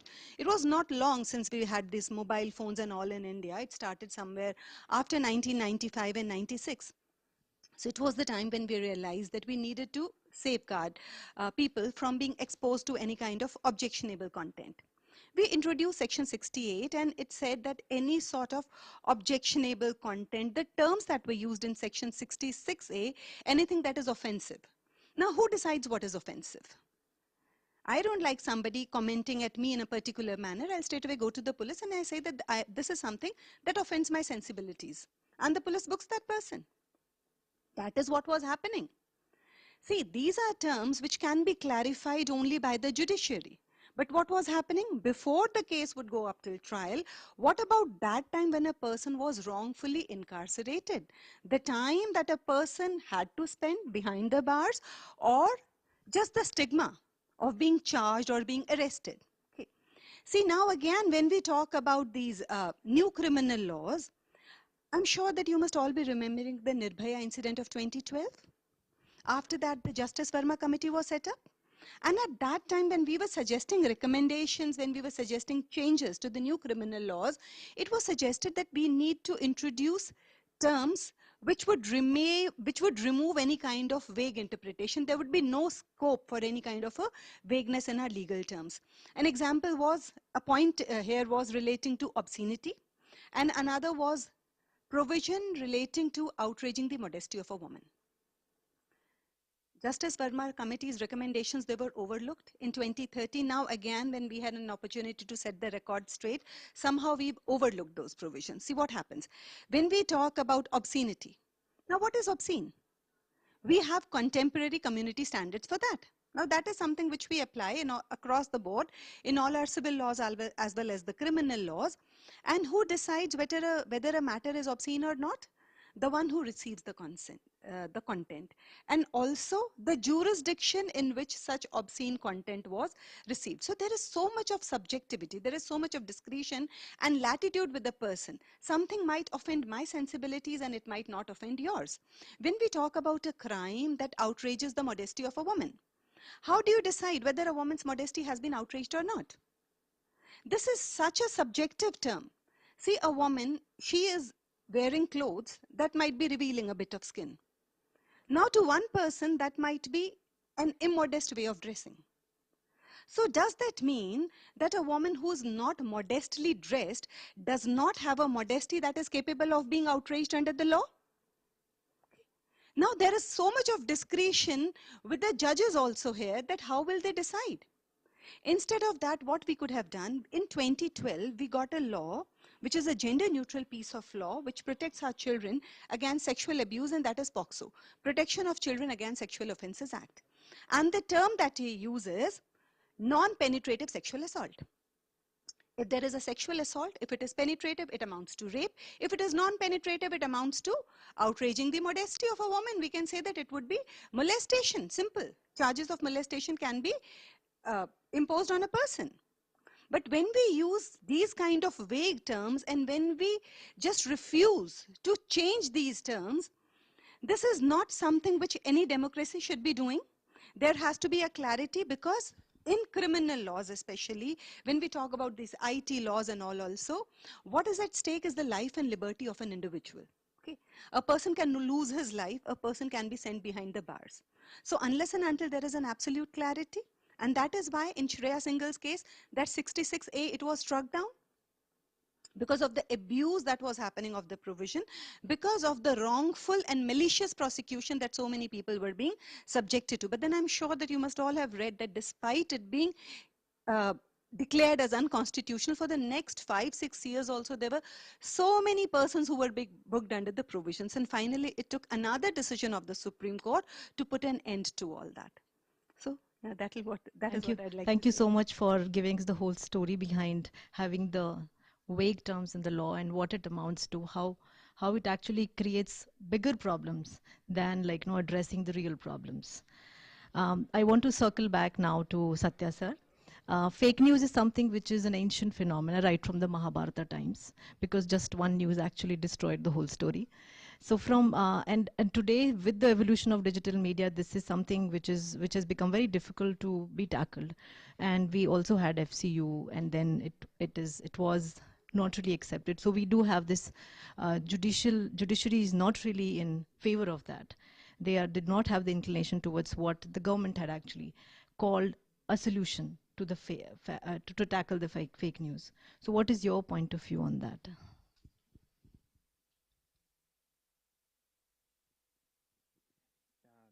Thank you, Sakshi. But you put me in a very critical position, like to comment about a judicial output which was given by an honorable judge. So I cannot challenge that. And in fact, we accept like what the court says.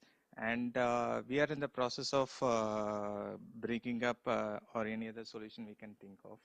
But at the same time, you should see like any misinformation as of now, what what is the current provision that we are having is IT Act is not the only solution to deal with this sort of fake news and misinformation. Like IT Act can supplement the other acts.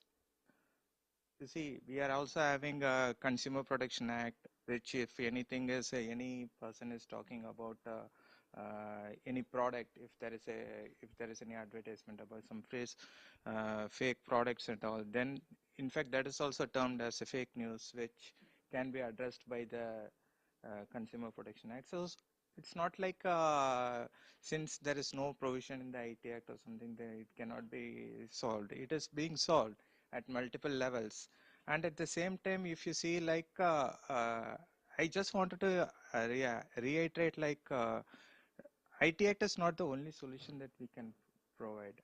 And uh, personally, I mean, not from an official capacity, if you say it means, awareness creation is the major concern, and you cannot trust in whatever is coming over the internet. That's all.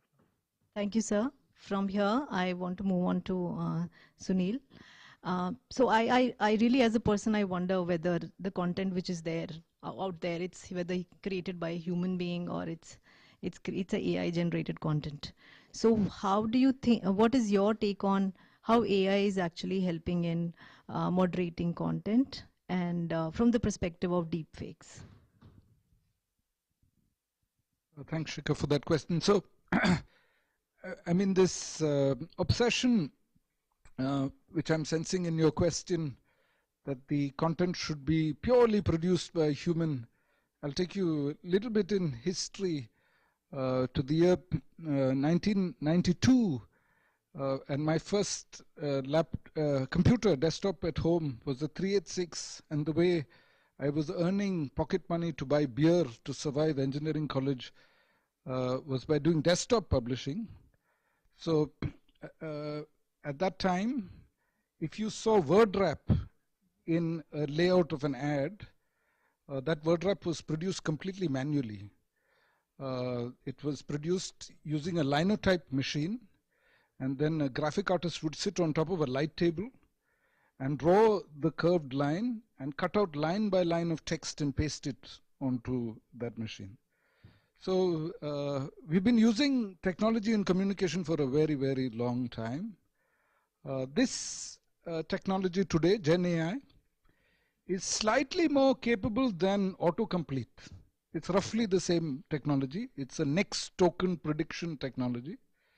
It's a little more smarter than autocomplete, because in order to predict the next token, what most of the LLM developers have done is they've taken the 100 exabytes of the publicly available internet and they've zipped it in a fashion called machine deep learning. And as I said in the earlier panel, Meta can give you the whole of the zipped internet for a 1 billion parameter file, which you can put onto your laptop. So in a sense, it is like having assistants, but these assistants are perhaps drunk assistants, because every now and then they can hallucinate and produce absolute garbage. So they are in the production side of problematic content. You can use a series of such assistants to create problematic content. But then it turns out, while in the beginning of the year everybody was predicting, oh, democracies will be destroyed, elections will be considered completely meaningless, all of this will be because of disinformation and disinformation emerging from generative AI. At the end of the year, that's not how we feel that the year went through. There was disinformation, but in both the biggest elections on the planet, people are not making the claim that the democracy was destroyed because of disinformation and AI-generated disinformation. At the end of the elections, that is not the primary claim that people are making. Why? Why did Gen AI have such limited impact on the elections? And that's because distribution is more important than creation. Even if you make creation easier, that doesn't solve the distribution problem.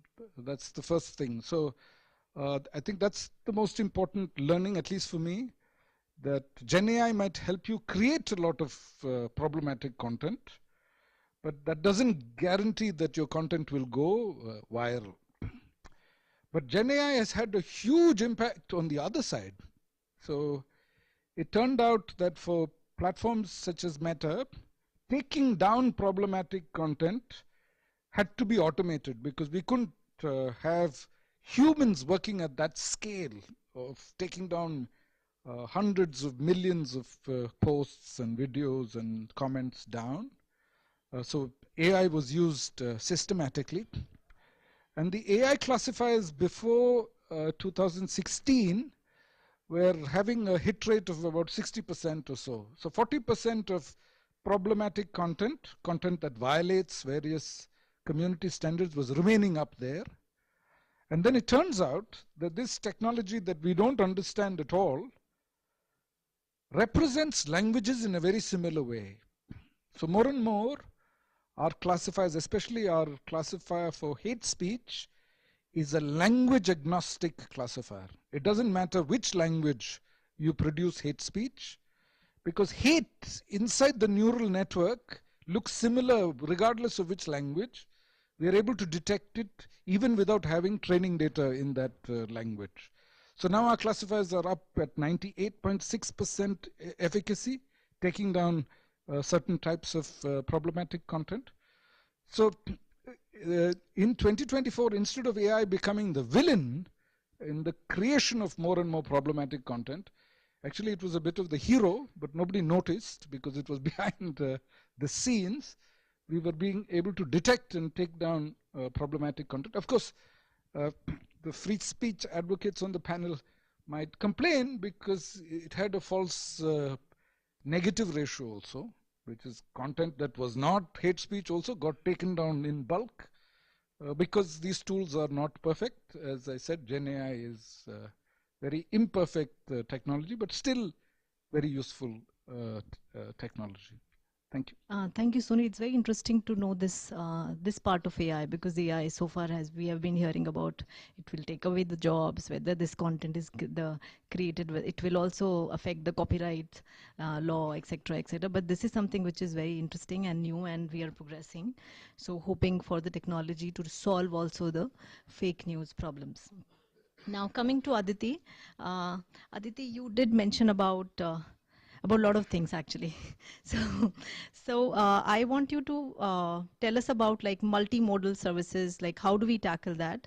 Because there are platforms which are providing different types of services. For example, a platform is there which is also giving news to us and also giving games, online games to us. So how do we sort of like, do you have anything in mind which you can tell us to tackle such kind of platforms? Because some part of it is regulated, some part of is not like regulated to that extent. So what is your take on that? Thank you, Shiksha. I will just answer that. I just wanted to comment on two things that you and Sunil said. You said that we hope that there will be technology to solve the fake news problem. And just generally what Sunil said and what Satya said also said, every time we talk about the fake news problem, I'll make it very brief, we tend to look at it as a technological problem. We don't look at it as a socio-technical problem. So every time, and ma'am actually talked about it, that when we are talking about laws, we also need to see what the ground reality is. So we cannot talk about the fake news problem without talking about the role of political parties. And in her opening remarks, Shiksha actually mentioned that the fake news problem began about 10 years ago. A whole lot of factors basically came together. It wasn't just one ruling political party. Others also made merry when this entire problem erupted. But political parties have to be held responsible, as well as ruling governments, both at center and at state level. And that is where, if you have something like, say, any government-led initiative to fact-check news, it keeps on failing. Also, we need to keep into account the business models that news publications have. So when we are talking about, say, your traditional media, say newspapers, and we are talking about physical newspapers, we are dependent on government advertising. And that is held as hostage, not hostage, sorry, ransom collateral. Sorry, I'm confused about the word, but the government holds it as the carrot and as the stick, that if you don't do the kind of reporting we want you to, then we will pull advertising and newspapers suffer. Same is the case for news channels. And that is where subscription-led models have come in. But I think it was the capital mind theory that in India, the paying customers are only like 1 or 5% who are, and everybody, every kind of subscription-based service, whether it be a Netflix, whether it be the Ken, whether it be CultFit, they're all vying for that same pie. So we have to keep that in mind. Now coming to your question of when you have almost like a super app status, let me think of an example of such a place. Like Hindustan Times has games, but they are definitely not real money games. They're just Sudoku and crossword. I'm thinking, oh, Netflix Hotstar. Let's imagine a scenario where you have a combination of Netflix and Hotstar. So through Netflix, you have games. Again, these are not real money games. You have your curated content, so your Crash Landing on You, your original content landing on you, your syndicated content like a Jawan, which has also appeared in theaters. And because I'm creating this new platform which also has Hotstar, you also have live feeds through, say, Republic, I think Republic, as well as, say, a Star Plus. So how do you navigate there? And let's assume in this brand new platform, you also have fantasy games. So your Dream 11 has also got something related to cricket there. Uh, so you now have an intermediary, a publisher, and that is those are basically the two terms we have in the law to identify entities online. And that is where we saw that to some extent happening with gaming platforms, where definitions failed us, where there was tussle between MIB and METI, that hey, do we regulate it or do you regulate it? And both wanted to regulate it, and eventually it went to METI. And METI was also, as far as I know, confused that how is it an intermediary? Like, if I'm chatting with you while playing a game, that is the intermediary part, but the game itself, the gameplay is determined by a publisher, so therefore it should come under MIP. We have seen the definitions fail us with AI, with generative AI and chatbots. Because when we are talking about an intermediary publisher, the aim there, at least to my mind, is to allocate liability and responsibility. So when you have a chat GPT telling you about a fascist leader, oh sorry, that wasn't chat GPT, that was Gemini. Gemini telling you about a fascist leader, is Google responsible? Is Google churning out those results? Now, these results are also dependent on the kind of prompt that the user is giving, which is why people are able to red team a lot of the chatbots. So then, is it the user's responsibility, therefore UGC and therefore intermediary? But what was the training data set? Why is it turning out CSAM potentially? Then is it again the chatbot's responsibility? So that is where this binary definition of publisher intermediary has been failing not just us in India, but globally. And at least in my personal opinion, we need to come up with new vocabulary on how to think about it. Thank you, Aditi. Since because of the paucity of the time, we also need to take some questions from the audience. Yes.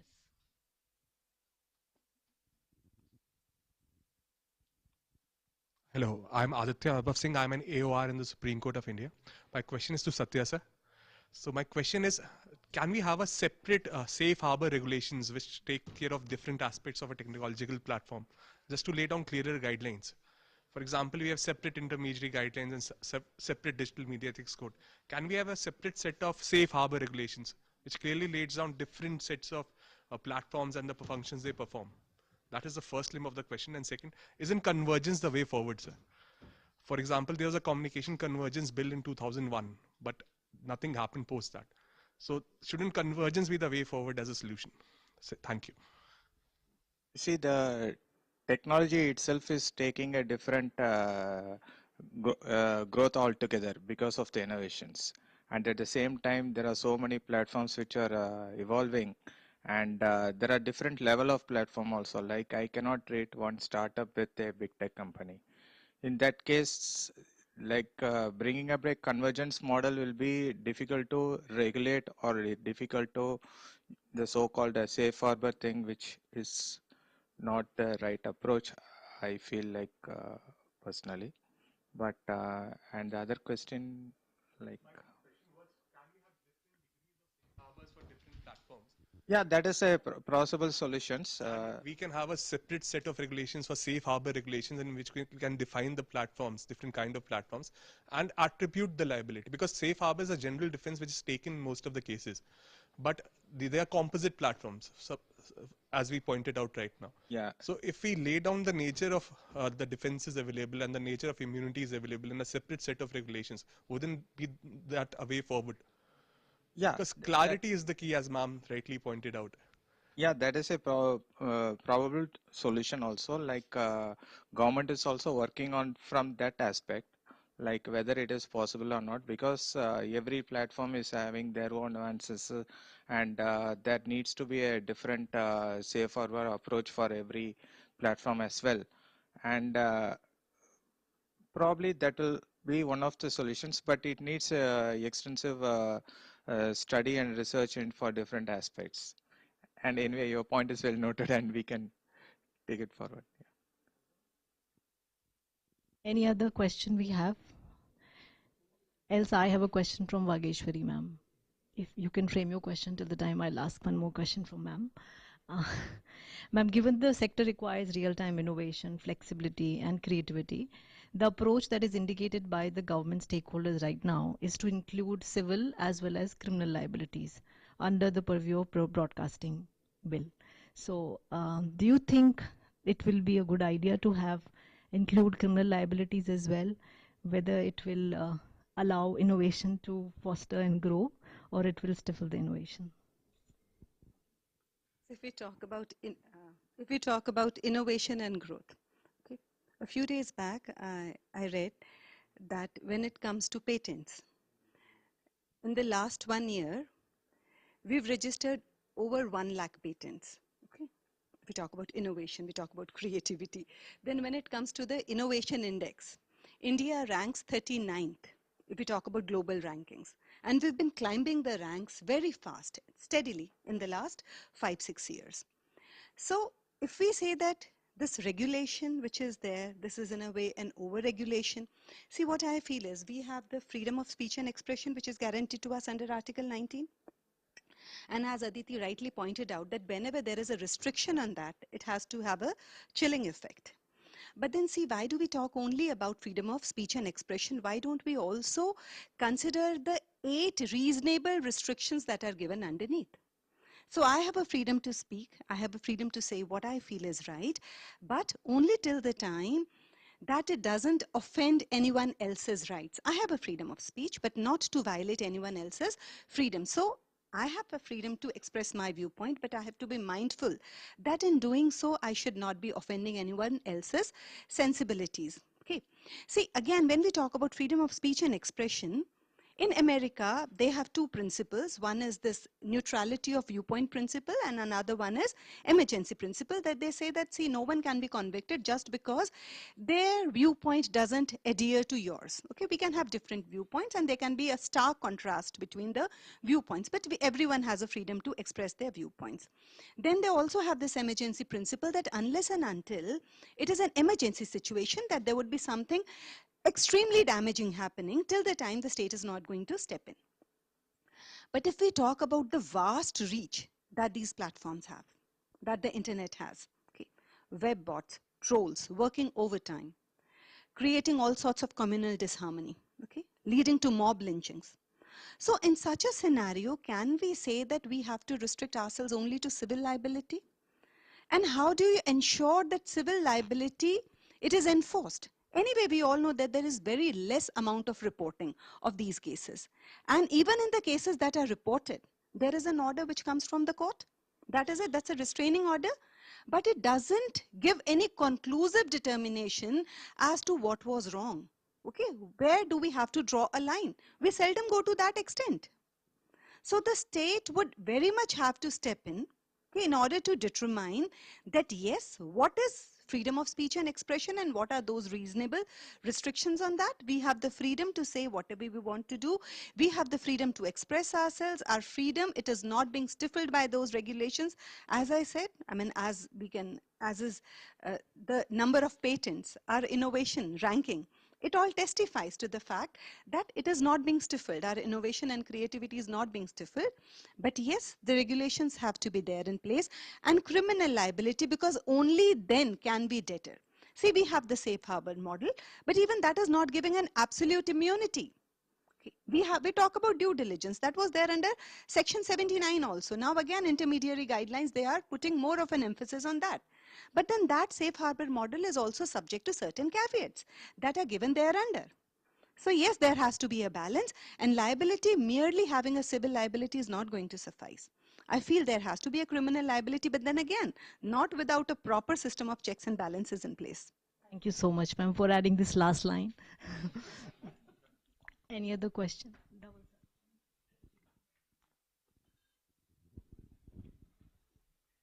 So one question, ma'am, to you, and one observation also.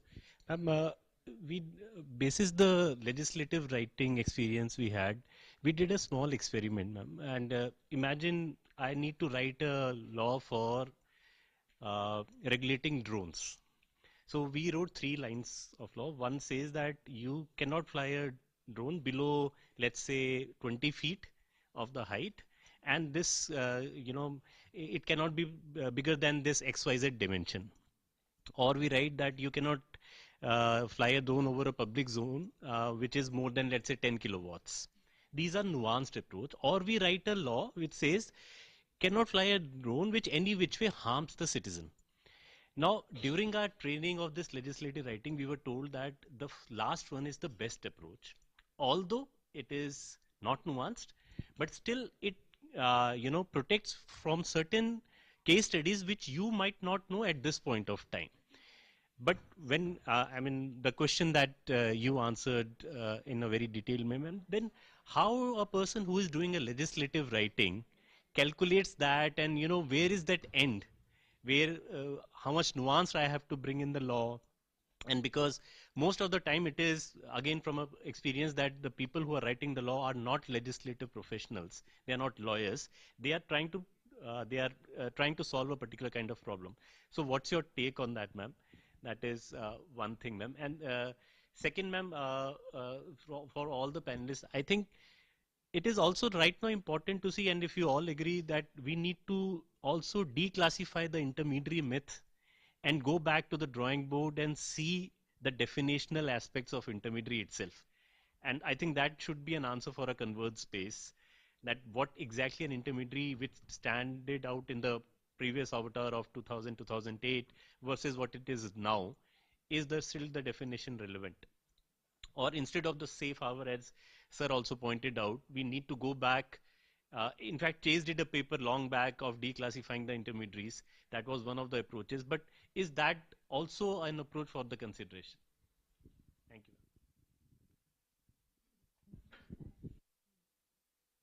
you. Relating to legislative drafting, yes, we need technical experts when we are talking about issues relating to technology.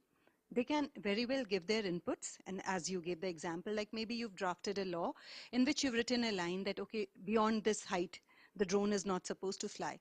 But till the time you do not further qualify it by in which area, in a sensitive zone, or which particular place, or what can be, what are the people who are staying there? Is it a sensitive zone? Are there defense installations there or not? So there would be so many things. Just one single line is not going to suffice. And that is why mostly people, they favor the approach which you said, the last line that you said, anything which is not harming the interests of citizens. That is, of course, it's a very safe way to go about it. But the better way would definitely be to come up with comprehensive legislation so that we can minimize discretion, whether that is with the investigating agencies or whether that be with the judiciary. Okay. Because then again, that is how we can try to minimize the, what we call as, I'm not finding a word, otherwise their own subjectivities. That is how we can minimize that thing. So, and then again, because see, we have technical people on board, then there is a parliamentary standing committee, then there is the Ministry of Law and Justice. So we have legal people who do all these checks as to what are the exact legal terms that are to be inserted and at what proper place. Thank you. Since the time, do we have any other question? Yes, Sunil, you had something to concluding remarks. No, I agree broadly that if you go by principle-based regulation or risk-based regulation, the risk of over-regulation is much higher. Best to go with harm, and when there is already evidence of harm, that's, I think, broadly makes sense. So you have to categorize both the type of content, also the type of technology. Is it closer to nuclear power stations, or is it closer to autocomplete? It depends what your assessment of the technology is. If it is indeed closer, if many people think that AI is going to reach AGI very shortly, and then it's going to destroy the human species and make the planet, extinction risk is there. If that is your understanding of the technology, then you will go with principle-based and you will try and stop it as soon as possible. If you're like me and you believe that it's just a fancy autocomplete, then you can take a risk on the other side. If you look at POXO, which was mentioned already, even searching for CSAM is illegal. But if you look at hate speech, for instance, if you're producing hate speech in the context of a educational content to tell for a training, corporate training, what is unacceptable speech, so producing hate speech is legal within that context as long as it's within your company and you're producing some training material. You publish the same thing on the internet, it will become illegal. So looking for one single approach for everything may not be possible. We might have to mix and match multiple approaches. Thank you, Sunil. It was a really engaging discussion, and I want to thank all of you for actually accepting our invitation and being a part of this very important discussion. May I now please request Suvarna to propose vote of thanks? Hi everyone. So, distinguished panelists, our guests and my esteemed colleagues, thank you so much for this event on behalf of IIGF and Chase India. I would like to thank everyone for this very timely and engaging discussion on regulating digital media. Thanks a lot, panelists, for actually helping us unpack the complex world of digital media regulation. With your diverse viewpoints, I was also able to understand, I was able to think along lines that I was not considering earlier. So I hope that with this discussion, we're able to lay down a solid groundwork for inclusive and fair digital media regulation. And with this, I would like to thank our moderator Shiksha for very skillfully and moderating this panel discussion. Thank you for bringing this event to life. My friend Ronak for his crucial behind-the-scenes execution of all this, and Dr. Dhaval and Kaushal from Chase for their effective guidance every time we encounter challenges. And last but not the least, the IGF team for for the timely availability and helping us every time we got stuck. So from here on, we would like to felicitate our panelists. We can go one by one. Yeah. I would like to invite Mr. Shubham Saran, General Manager BD Nixie, to felicitate all our panel here. Dr. Satyanarayana Subramanian.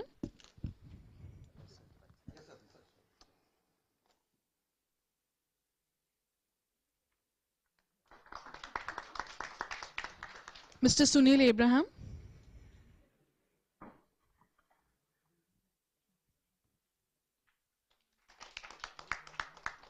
Ms. Aditi Agarwal.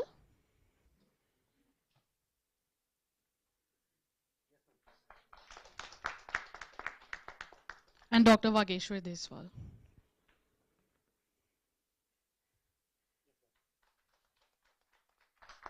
And also Shiksha Daya.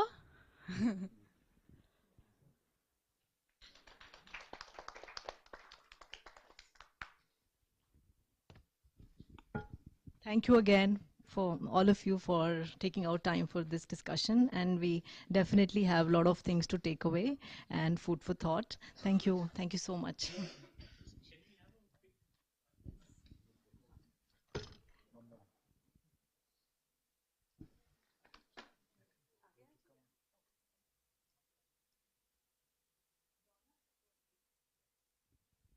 We are right away going to start our community engagement session.